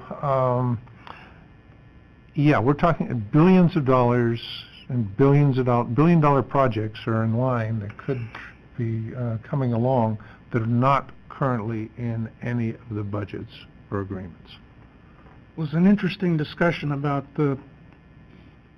what will happen when they close down Mountain Tunnel for all the repairs on this 100-year-old system. Cities like Hayward that are almost completely dependent upon Hetch Hetchy water have to now work out agreements like getting water from the McCollum River through East Bay Mud, interties and things like that. So it's complicated when you start shutting down the system. And if you could go to the next slide real quick, I just want to point something. Next one.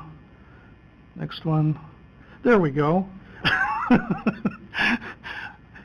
Leonard and I had the joy of climbing down about 6 stories in sight of the dam and standing on that platform on the face of the dam. And that was quite an experience. Yes, it was. And we had to climb back up 6 stories. I had a couple of questions. So, what's our timeline for negotiating the aspects of the minimum purchase agreement? So I believe the recitals talk about doing it in a timely manner. It's my understanding that those negotiations have already started. So through the water management representatives meetings, Bosca is engaging with wholesale customers on trying to come up with a framework of what those discussions can include.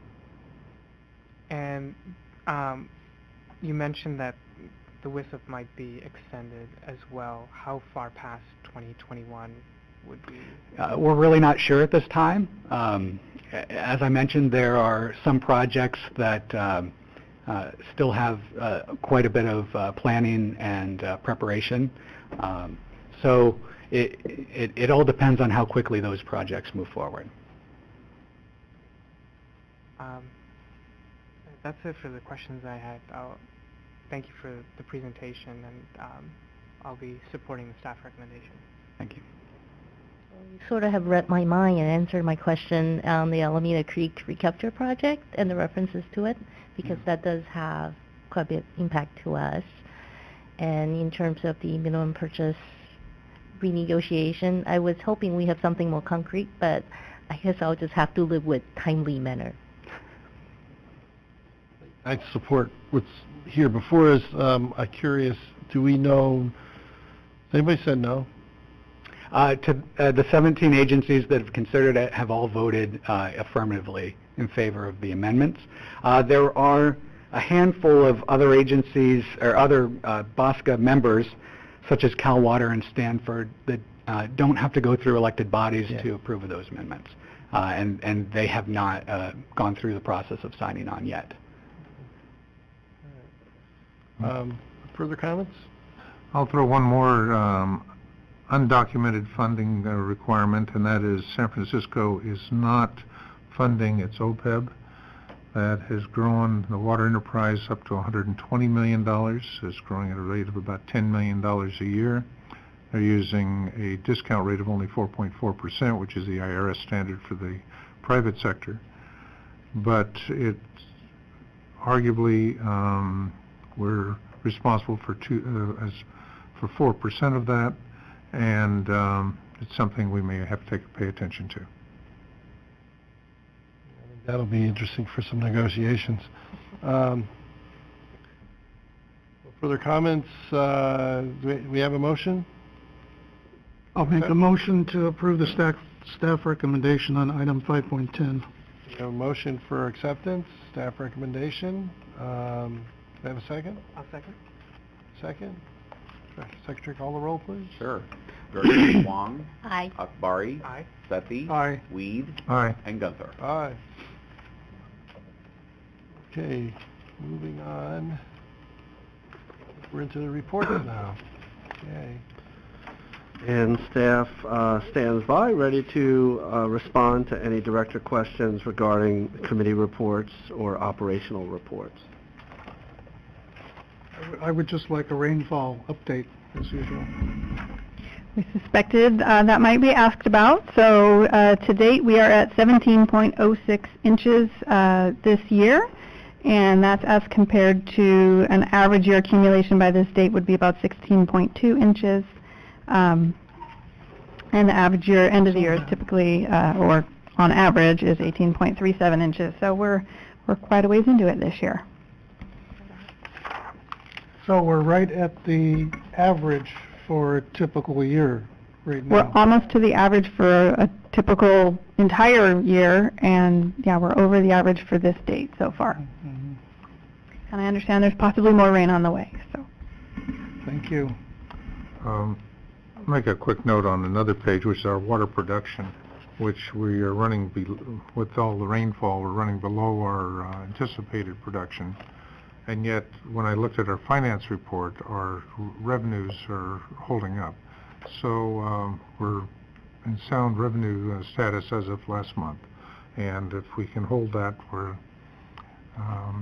there's a drought reserve, and in this case, you have a surplus rainfall reserve. So, thank you. Further comments? I would like to point out the distribution hardness map. Once again, a very fine job. Actually, quite, if I remember right, we're actually pretty low this time. So, nicely done. Thank you. Further comments, questions, reports? Nope. I think we're on then to staff presentations. Yes, we have two presentations for the board this evening. Very excited about the first. As is customary, Mr. Hollowell is here again to talk about the Niles Cone groundwater conditions and survey report and I believe Ms. Heides will have some opening remarks. Thank you very much. The Replenishment Assessment Act of Alameda County Water District requires the board to order an engineering survey and report on groundwater conditions, which was ordered by the board on November 8, 2018, and is the first step in the process to establish a replenishment assessment for the next year. Recommendations in the survey report on groundwater conditions are based on projected activities needed to sustain the groundwater basin in fiscal year 2019-2020, with consideration of groundwater levels and quality documented in the 2018 Groundwater Monitoring Report. Tonight, Mike Hallowell, Groundwater Resources Engineer, is presenting information on the Niles Cone Groundwater Conditions and Survey Report to assist the board in its review of the two reports received by the board on February 7, 2019. Eileen Chen, Groundwater Resources Scientist and author of the Groundwater Monitoring Report, is also here tonight, as well as Michelle Myers, our Groundwater Resources Manager. This is Mike's 27th year authoring the survey report and Eileen's 15th year authoring the Groundwater Monitoring Report, so congratulations to you both. And before we begin, I'd like to note that tonight's presentation happens to coincide quite appropriately with National Groundwater Awareness Week, which is an annual observance established to highlight the responsible development, management, and use of groundwater, and to encourage yearly water well testing and well maintenance. So happy groundwater awareness to all. And now I'd like to turn it over to Mr. Hallowell to make his presentation. Good evening, members of the board, and thank you so much for having us back for this presentation. We certainly appreciate this opportunity to further assist you and inform the public leading up to the public hearing coming up next month, April 9th. And so tonight we'll feature highlights from our two reports, but also touch on a couple of themes in which we anticipate recurring interest. The resolutions that follow the public hearing will also be on the agenda for April 9th, but with the understanding that the board could, if it wanted to, take additional time up to the deadlines allowed in the Replenishment Assessment Act. But any action on RA after April 9th would require either a special board meeting or moving up the May board meeting. Through these resolutions, as you recall, the board makes a number of specific findings on physical conditions of the groundwater basin, cost to take care of the basin, funding, specifically the replenishment assessment rate for the coming fiscal year. And so the survey report touches on all these things, but we'd have nothing to say about groundwater levels and quality if we're not for the groundwater monitoring program championed by my colleague Eileen Chen and the work of our technicians that get out in the field. Before we get to the results of their latest work, let's just remember where the aquifers are again and maybe say a word about how groundwater conditions evolved to where they are today. So if we take a cutaway view and we can look at the subsurface, we can look at the aquifer system. The red vertical dotted line is the Hayward Fault. That is a barrier to lateral groundwater flow. So it hydraulically subdivides our basin into the above Hayward Fault subbasin to the right containing the above Hayward Fault aquifer. And then to the left, we have the below Hayward Fault subbasin consisting of a stack of three principal aquifers. We've got the Newark aquifer, the Centerville aquifer, and the Deep aquifer. To the upper left, San Francisco Bay hydraulically interacts with the Newark aquifer. So the Newark aquifer was the means by which salt water was able to move inland into the groundwater basin. And once it got sufficiently inland, it made its way, it was able to make its way downward and impact the deeper aquifers. Saltwater intrusion occurred substantially between about 1920 and the early 1960s because well levels in the Newark aquifer were below sea level, and they were because recharge could not keep up with pumping in that era. This is a map showing the extent of brackish water in the Newark aquifer in 1962, which obviously marks a low point for the basin. But by then, the district had acquired a couple of powerful tools to help turn things around, and then would add others in ensuing decades. Enabled by the Replenishment Assessment Act, the artificial recharge operation was substantially upscaled with conversion of quarry pits into recharge ponds, building the inflatable dams and the diversion pipes, imported water to supplement local water, and other policies and programs like the Well Ordinance Program would be put into place to help protect the supply and quality of groundwater in the basin. To sustain a basin, these types of measures need to be in a state of constant implementation, so costs are incurred over every year. The authors of the Replenishment Assessment Act understood that, so they gave us the replenishment assessment fee mechanism in the Replenishment Assessment Act to provide a source of revenue in addition to other revenue that we have to take care of and cover groundwater costs.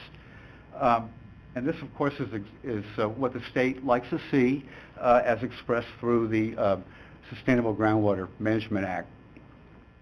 With implementation of these measures, the basin was repressurized over about a 10-year period, and with groundwater levels restored above sea level in the Newark aquifer and maintained that way, it's been possible to make substantial progress in displacing brackish water out of the Newark aquifer. And so we go from this in 1962 to this in the fall of 2018, with 26% of the area restored to the potable drinking water standard. In the Centerville Fremont aquifer, unlike the Newark, there is no natural outlet to San Francisco Bay, so salt there is essentially trapped. Improvements have been made, though, not so much by a shrinkage of the brackish water area here shown in yellow, but instead by reductions in concentrations in the interior of it. And so we have attempted to kind of gauge progress there in terms of mass as our metric instead of area of brackish water and the restoration to potable use. And so we do that by taking Eileen's concentrations and integrating them over the volume of water in the brackish water zone. And when we do that, we come up with a mass total of about 364,000 metric tons of chloride. And that's a nice reduction since the number for 1974. If this whole area were to reach the drinking water standard of 250 parts per million, we'd have a mass of about 154,000 metric tons. Now, the 364,000 metric tons is 10,000 less than we reported last year. That's nice, but the actual removal is probably closer to 4,000 metric tons per year based on the load going through the desal facility. So why the discrepancy? Well, the Centerville Fremont aquifer is not completely just sand and gravel. There is an interval of silt and clay down there, and while there may be substantial mass in that interval, it's slow to release any salt that's in there. And so we're applying a kind of a simple method to a pretty complex system. However, if we apply the same method year over year, we do get a sense as to how far we've come and kind of where we are in these endpoints here. So these mass numbers are helpful in a relative sense, but in an absolute sense, care must be taken in interpreting them. So another trend in which interest has been expressed is the quality of raw water going through the reverse osmosis process at the desal facility. At the desal facility, salt is measured in terms of total dissolved solids, of which chloride is about 35%. And we now have about 6 years of high-resolution data, which confirms a drop of about 30 milligrams per liter per year in TDS. In the 2 years that fell below the trend line, one of our wells that pumps water with relatively high salt content was down for service. So it's not surprising when that well went back in service, that there would be an uptick at the plant. Now we come to the deep aquifer. The deep aquifer is not pumped as much by the district to feed the distribution system, but it's an important part of the Niles Cone. There's some private wells tapped into it, and we are monitoring it. These are the chlorides for the fall of 2018. And through the well ordinance program, we've overseen the proper destruction and sealing of a number of abandoned wells that were or could have become a means of vertical transmission from the overlying Newark aquifer or the salt ponds. And the deep aquifer is also benefited by the district's recharge operations because the Newark aquifer, which gets water directly from the recharge ponds, then in turn replenishes the underlying Sentinel Fremont, and then the Sentinel Fremont in turn imparts pressure and helps to replenish the deep aquifer. And this vertical communication between aquifers naturally occurs substantially in the greater vicinity of the recharge ponds.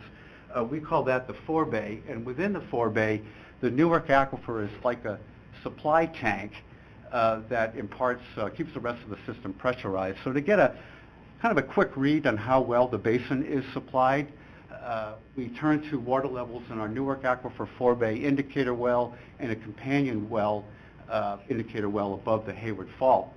And what they tell us is that the basin was well supplied last fiscal year and so far this year too, with water levels in the middle to upper part of the operating range for the two respective aquifers. And those levels are projected to continue through FY 19-20 under a scenario of median rainfall that would generate these amounts of local recharge to the basin. Now, actually, forecasting rainfall this far out is impossible.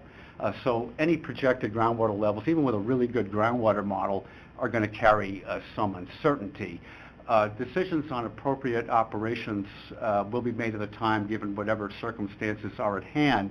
But in the interim, for purposes of the survey report, we've anticipated not needing supplemental water delivered to the recharge ponds in FY 19-20. However, any water of our state water project allocation in excess of what's needed at the treatment plants would be designated to semi-tropic, so we could get that water back when we really need it the most. So the cost for supplemental water next year for the basin would be tied to the transport of that water to semi-tropic, plus fixed costs pursuant to our state water project agreement, state water project contract and water banking agreement. Now, the district doesn't actually have a budget yet for FY 19-20, so to complete the cost estimate for the basin, we projected off of the FY 18-19 budget with the, and then use the existing CIP, which is, of course, part of the budget. Most of the work that goes in here is looking at all the detail and picking out only those items that benefit the groundwater basin. And so nothing in the distribution system is in here. The desal facility, which is part of the production system, is, although we've been talking about, it's not included in here. And we approach revenue the same way. Of the various revenue types that the district has, these are the ones that are allocatable to the groundwater basin. So we start with replenishment assessment revenue under category A, and then number 1 under that. As we know, under the Replenishment Assessment Act, ag and municipal recreation is assessed $8 an acre foot. Ag pumping now is down to a pretty low level, just under about 200 acre feet a year. The rest of the private pumping is subject to the higher variable rate, and staff is proposing a 5.3% increase. That would take the rate from $437 an acre foot to $460 an acre foot. Okay, and now we come to the topic of the district's distribution system RA payment to the groundwater basin. It's kind of a confusing concept, but so it's always good to kind of clarify that our distribution system customers don't pay RA. They don't get an RA invoice, but the district does use some distribution system billing revenue to help pay for groundwater basin costs, which is appropriate because the distribution system benefits by the groundwater basin by virtue of the amount of water pumped to help supply it. And so we evaluate that benefit using this replenishment assessment rate, and then we get a revenue number that we put in at the overall revenue pool for groundwater. What's helping to moderate replenishment assessment rates is that we do have other revenue, and what's notable this year is grants.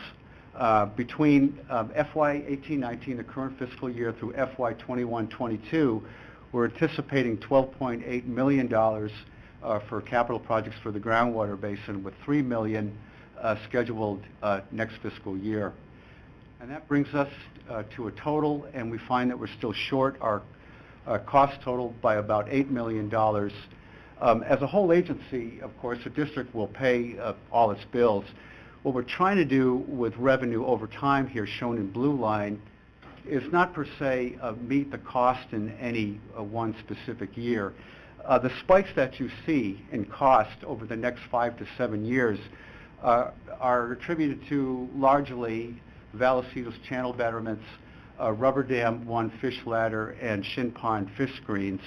And with completion of those latter two projects, that'll mark the end of what has been a multi-year period to install fish ladders and fish screens in the creek. And so the 5.3% proposed rate increase and the grants will put us on the right trend. We still have negative cash flow going through those years with those projects, but it should get us to our goal of a zero balance in our cumulative balance in our cash flow, going all the way back.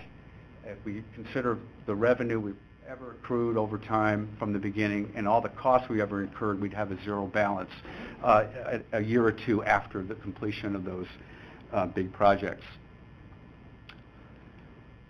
So we realize we've already had some rate increases over the last several years. Operating costs have gone up, yes, but in that time, a lot of work has gotten done too. We've had Rubber Dam 1 fabric replacement, removal of Rubber Dam 2, Lago Los Osos pipeline fix, Shin Gravity rediversion 2, a Kaiser Pond fish screen, a Bunting Pond fish screen, Alameda Creek pipeline fish screen. And this year we're anticipating completion of the Rubber Dam 3 fish ladder and fabric replacement. Before all that, there was a 10-year period in which the district did not raise rates.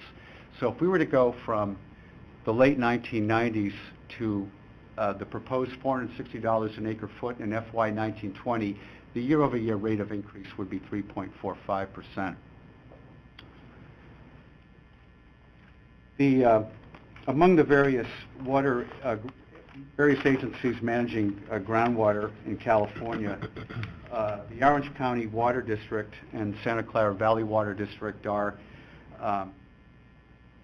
monitoring their basins. They're providing active groundwater replenishment with recharge facilities, and they're dealing with groundwater basins that are intensely pumped in urban settings. In other words, they're providing a level of service by necessity like we are. Orange County last year raised their rates by about 3.8%. Santa Clara Valley Water District raised theirs by 7.7 and 9.7% respectively for their two charge zones, and are proposing a rate increase for next year of up to 6.6%. So that's the, I'll take any questions or comments. Excellent presentation once more. Thank you so much. We? You know, I'd like to see Vallecito's become the responsibility of the state, even if it's an extension of the South Bay Aqueduct. Dr. Akbari? Well, I just wanted to say that the groundwater survey report for a new director is like a must-read. It's a great crash course into really understanding the service that we provide there. So I appreciate Very the work kind. that Thank you put so into much. to say thank you. Good presentation. It's pretty amazing you describe a groundwater basin and the aquitars without using any long technical words. That's pretty impressive. This would make watching the YouTube video worthwhile. Once again, you know, this report is it's, to me, it's fascinating, and the complexity and what we've done as a district, I think, isn't well recognized by others, but to the staff, terrific job, absolutely terrific. Thank you. Very kind. Thank you so much. Okay. With that, we have another presentation for the board this evening. It involves the Division of Drinking Water Sanitary Survey, which I know staff puts a lot of time in to support the Division of Drinking Water as they evaluate our facilities and practices. And Mr. Peterson will provide a kickoff for this item. Thank you, Mr. Shaver. Similar to a financial audit that's performed each year for the district, the State Water Resources Control Board, Division of Drinking Water, is charged with performing a sanitary survey, similar to a financial audit, of our facilities and our programs that Mike Wickham, our water production manager, is going to explain further and in more detail. Thank you. Good evening, members of the board. Again, like Steve said, a sanitary survey is essentially an audit conducted by the Division of Drinking Water, who is our regulator, on water systems, and the purpose of it is to assess a water system's capability to provide safe drinking water. So it has 8 general areas of focus. They look at water sources, they look at water treatment, they look at distribution systems, they look at treated water system, finished water storage, they look at pumps, they look at our monitoring programs and plans and reporting, and they look at our management and operations of the system, and they also look at operator compliance. So they're looking at the physical aspects mostly from what they call a sanitary perspective, which is to prevent sources of contamination and make sure that the system doesn't have water quality issues.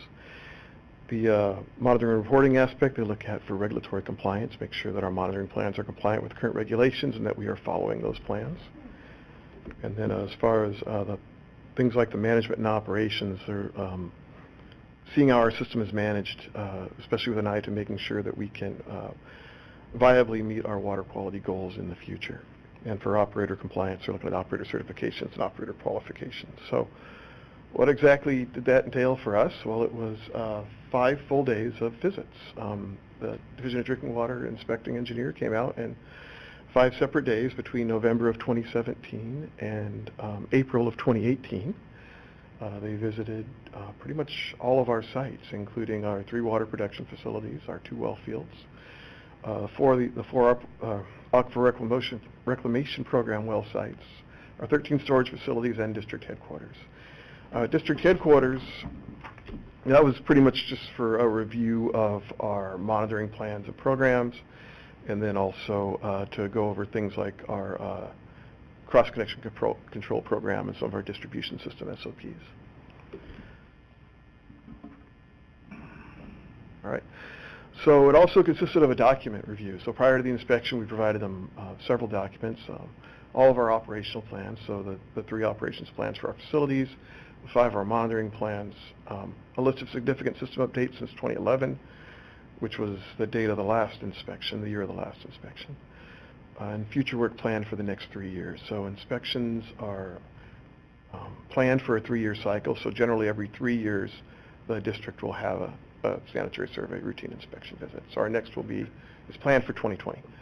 We also gave them the DMD manual before they arrived for the inspection. And then during the inspection, they of course asked for more documentation because questions arose during the inspection period. That included things like facility pipe drawings, some SOPs that were not included with our DMB manual, separate SOPs for like well disinfection and sample collection, more operator certification information. They asked questions and wanted information about our portable emergency generators, and they wanted to know what our material composition was of our water mains that were in service by percentage. So the inspection routine kind of consisted of 3 phases. There was the site visits, and at the site visits, the inspector observed how the facilities were maintained, assessed the physical condition of them, looked for sanitary defects, checked vent screens, checked for potential cross connection, those types of things. Also included an overview of the treatment facility plant operations, interviewed operators, asked them about their water quality knowledge, either operational questions or sometimes calculation type questions or analysis type questions, and identified minor deficiencies.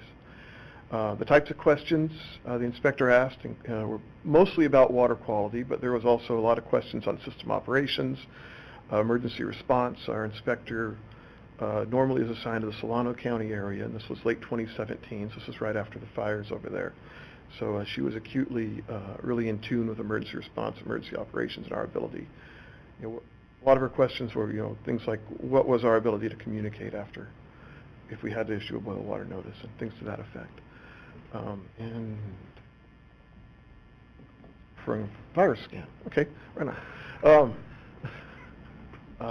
And then the SCADA system. The inspector asked a lot of questions about the SCADA system, particularly in regards to things like cybersecurity. And then after this routine inspection, or after the site visit, and even sometimes a little bit during it, but we corrected minor deficiencies as they were noted. If it was small things that we could correct within a short time window, we corrected those. Either during the course of the inspection or we submitted work orders for follow-up. We also provided photographs of inaccessible areas. They were the things the inspector was looking for in these, especially at our storage facilities. They were looking for things like the drains and the overflows and where they screened. And some of these areas were visible from the exterior of a tank, but some, like for our reservoir overflows, they actually had to be accessed by boat to confirm that the screening was there. So, and then like for our tank tops, the inspector was not allowed to climb the tanks for her agencies. So we would climb the tanks and take photos of the conditions of the vents and screening on top of the tanks. So that was part of the follow-up actions, and we provided that information to the inspector during the course of the inspection, but not on the day of the site visit. And then the confirmation step. So after we provided her the information, we confirmed that that was what she needed. And then from there, they were able to make their final report. Here's just a couple of photos we took for some of our follow-up things. This one here is a cathodic protection cover. It's on the top of a Loney tank. And these are the types of deficiencies, of minor deficiencies that the inspector identified in our system. Again, really minor. Just things like corrosion on a cathodic protection cover. Or like here at Hidden Valley, we got some lichen, moss growing on a vent. So, we submitted a work order to replace the cathodic protection covers. And like in the case of the lichen on the vent, clean and repaint the vent. So these are all pretty easy to correct. So their findings, at the end of this, we got a letter. That was early this year, actually, is when the letter with the findings came out. And they said that ACWD water system was found to be in good condition, operated by conscientious staff, and capable of providing safe, potable water to the public, meeting all applicable primary and secondary drinking water standards.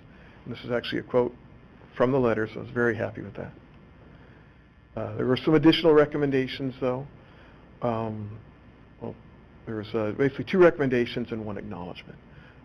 They recommended that we update our water quality plans to reflect current operating conditions, which we are in the process of doing. And they also recommended that we should include valves located at facilities in our valve exercise program. So we do have a valve exercising program. It's a pretty comprehensive one. Right now it includes our distribution system valves, so the valves in the street. What the inspector recommended adding was the valves located on our facilities. So those were not currently in the valve exercising program, but they will be. Specifically the isolation valves for the facilities, so both above ground and below ground valve. These valves are maintained regularly. A lot of them are actually on PM cycles, for our facilities maintenance group, but we will incorporate them into a valve exercising program. And then the inspector also acknowledged that the corrective actions were taken for all the minor deficiencies she noted during the inspection. So who was involved? So our inspecting engineer was Alla Lilichenko from Division of Drinking Water, and then at ACWD, a lot of the staff were involved directly, had direct contact with the inspector on the site visits, either at headquarters providing information for the various programs or at the different sites. As she was visiting, we would provide further information, answer questions, and there's a list of us there. Water production division was kind of the lead on this, but this was really an all-district effort. Inspections like this, it really does takes everybody. So some of the things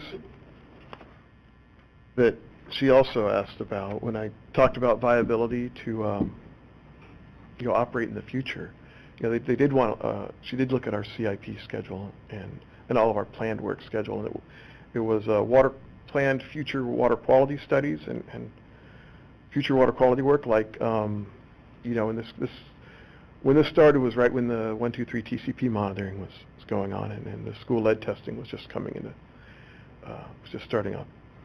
So she asked about those programs. She asked about the UCMR programs, and then also again she asked about the CIP items. So I just want to emphasize this was it was a tremendous effort, and it was all district staff participated in it. Any questions? So before we go to questions, I just want to add that I'm very proud to report to the board that we're very highly regarded by the state in our operations providing quality water to our customers. The last inspection was in 2011. There's two reasons for that. One, the state staffing issues. Two, we're very highly regarded. We're not a problem for the state. As a matter of fact, the inspector that came here was recommended that she come to ACWD to learn how a well-run water agency operates. And so I just can't emphasize enough how proud I am of our staff and how well we maintain and operate our facilities. Thank you. Comments? Questions? None for me. I'd like to make a comment onto that, is that, we recently had the rate hearing and a lot of questions, why, what do we do, why do we do it, why does it cost us much? Terrific job, as, always. And this is one of those costs. But, you get what we pay for, and we do this, and, recognition is nice from them. Public recognition is, okay, thank you. And that's fine. That's our job. And that's, the staff here does a terrific job with it, and I once again like to thank everybody. Terrific report and inspection. Thank you so much. Thank you. Hopefully we could put a blurb in our aqueduct or something in the future. Something to consider. By all means, I think it's nice to receive confirmation what we already know and strive for, and things like clean financial audits, clean Division of Drinking Water inspection audits. As general manager of your agency, this stuff doesn't just happen. There's a lot of staff that puts time and effort in every day, and helps me sleep a little better at night. So thank you. Thank you. Thank you. Okay. So we have a brief general manager newsworthy item that we thought the board would appreciate hearing about tonight, and Mr. Peterson will present this. Thank you, Mr. Shaver. I'm happy to report to the board that the district recently was notified by the Cal Nevada section of the American Water Works Association that the district has been selected to receive the Cal Nevada Source Magazine Editorial Award for 2018. The award is in recognition of an article published in the winter 2018 edition of Source Magazine that was co-authored by environmental engineer Lyda Hakes on cyanotoxin destruction with oxidants at surface water treatment plants. The other co-recipients of the award are Isan Najim and Brian Gallagher of Water Quality and Treatment Solutions Incorporated, Gopal DeGole of Zone 7 Water Agency, and Peter Shu of the Santa Clara Valley Water District. The award will be presented at the Section's 2019 Spring Conference on March 26th in Sacramento. The article was based on a study that was jointly funded by the 3 South Bay Aqueduct contractors in 2015 to evaluate the efficiency of 5 different treatment technologies for the destruction or removal of cyanotoxins in the South Bay Aqueduct. The study concluded that effectively destroying cyanotoxins tested I jumped a line. The study concluded that treatment plants applying either raw water or settled water ozone technologies are highly effective at destroying the cyanotoxins tested in the study. This award is a great example of the collaborative efforts routinely undertaken by South Bay Aqueduct contractors to deal with raw water quality and treatment process challenges. Thank you. Great news. Director's comments. Let's move on to director's comments. A couple of director reports. Item 7.1 I gave a report on last month, so I'm not going to repeat myself, but I have a couple of other reports. On February 21st, I attended the Delta Conveyance Finance Authority meeting up in Sacramento, and there wasn't a lot of business. We conducted a 15-minute meeting in which we appointed our new bond counsel and disclosure counsel, and then we were done. We had 10 of 11 board members there for the meeting, and the Delta Conveyance Design and Construction Authority meeting was canceled that day, and it looks like both of them will be canceled for the month of March while everybody's trying to sort out what's going on at DWR and with the governor's office switching from down to one tunnel. So the executive director notified us that we may have a workshop in between, which would not be a public meeting, the date to be scheduled. Last week, on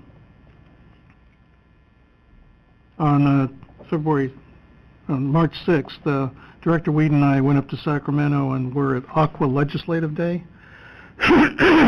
which was consisted of 2 really good panels in the morning,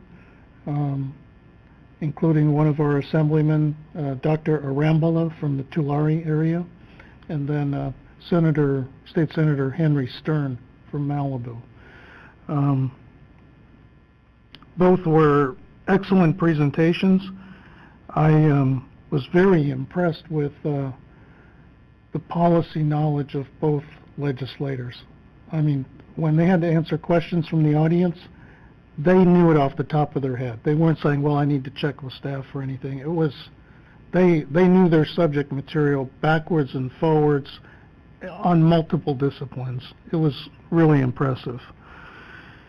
I learned a lot there.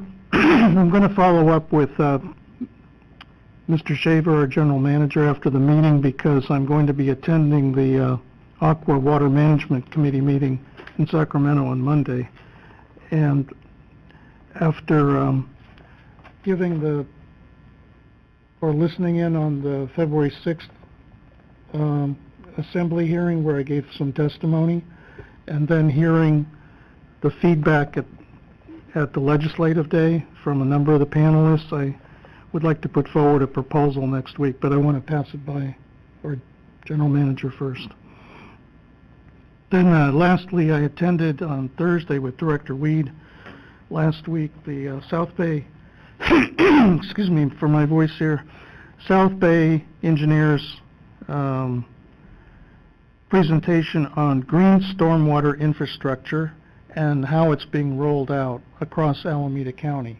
So it's very interesting to see what different cities are doing, and excellent presentation from two ladies who are involved with all the technical side of green stormwater infrastructure, and it's something for us to pay attention to, you know, as time moves on. Thank you. Well, not on the list here. Let's start with the South Bay Engineers Club presentation. What I found interesting there on this environmentally sensitive stormwater, which is essentially every project will have a unique pavement. Pavers, porous pavers. So when and this is into the public right-of-way or into the public easement for use. So I'm concerned that our traditional patch, after we do a repair, may not suffice, and there's no clarification of who will have. We'll have to try and find the unique materials for that, for each of the replacements that we have to do, and can monitor what is on each street, because they're all different. There's no standard. So it may complicate our agreements with the cities, or something we may have to revisit as they start to implement this latest directive from one of our federal agencies.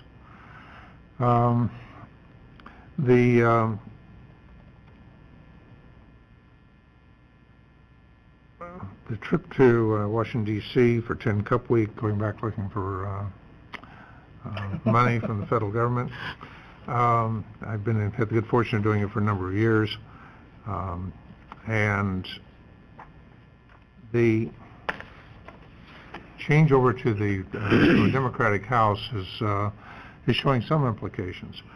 But what I found intriguing about that was that you have Garamendi and McClintock who came in and spoke extemporaneously on during their presentation to the overall group, and were on point. Garamendi had an interesting innovation that I thought was on the San Joaquin Valley, saying that there are a number of flood control dams or structures on the west side that, rather than detention, should be looked at for retention of water to develop some additional water storage.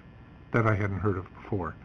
But it was still the same issue on whether they needed tunnels or not.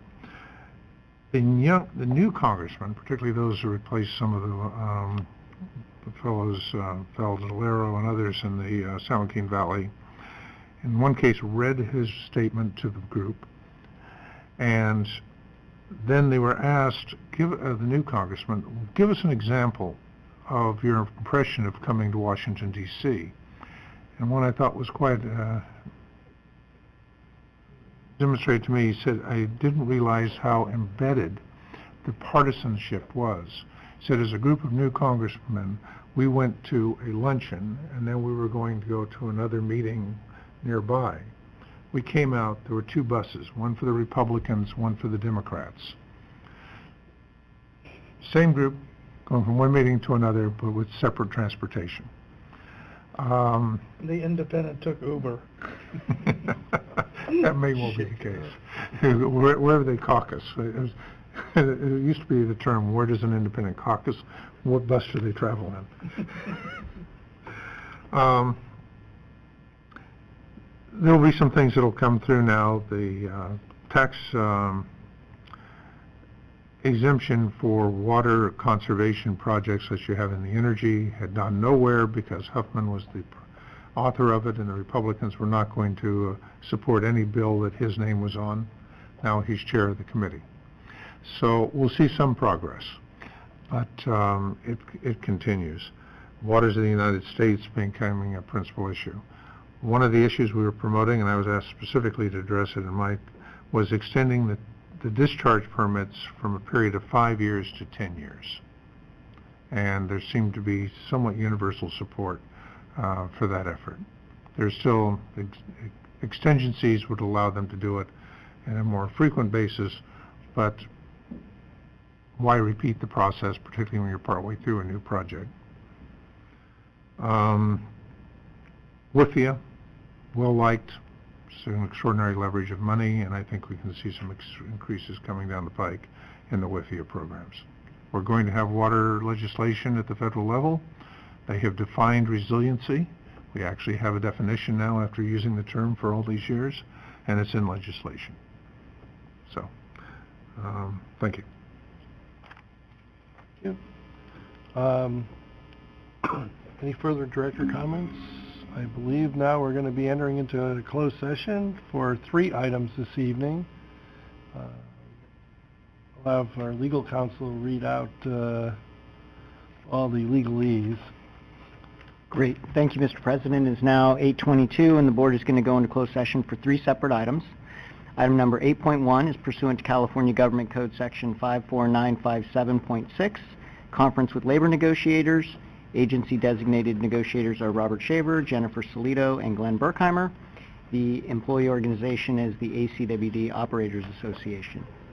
The second closed session, item 8.2, conference with legal counsel, anticipated litigation, significant exposure to litigation, pursuant to California Government Code Section 54956.9, subsection D2, 1 potential case.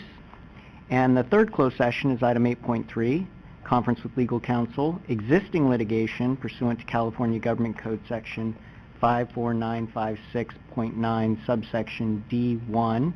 And the name of the case is California Department of Water Resources versus all parties interested in the matter of the State Water Project water supply contract amendments for continued service and the terms and conditions thereof.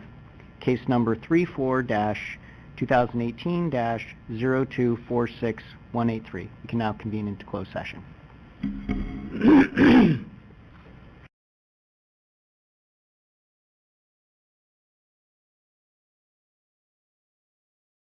From closed session, legal counsel. Yeah. Read out. Sure. Thank you, Mr. President. It's now 10:08, and the board had convened in closed session for 3 separate items, and I will provide the open session report for them now. For item 8.1, pursuant to California Government Code Section 54957.6, board convened in closed session to confer with its labor negotiators. The agency designated negotiators were Robert Shaver, Jennifer Solito, and Glenn Berkheimer. The employee organization was ACWD's Operators Association, and direction was given to the labor negotiators. For item 8.2, the second closed session, board conferred in closed session to confer with its legal counsel, anticipated litigation, significant exposure to litigation pursuant to California Government Code Section 54956.9, subsection D2, 1 potential case, and in that closed session, no action was taken. And for the third closed session, item 8.3, to confer with legal counsel, existing litigation pursuant to California Government Code Section 54956.9, subsection D1. The name of the case, California Department of Water Resources versus all parties interested in the matter of the State Water Project water supply contract amendments for continued service and the terms and conditions thereof. Case number 34-2018-0246183, and no action was taken in the third closed session. And that concludes your open session reports. Hearing no objections, I'd like to adjourn the meeting. No objection here. Meeting adjourned.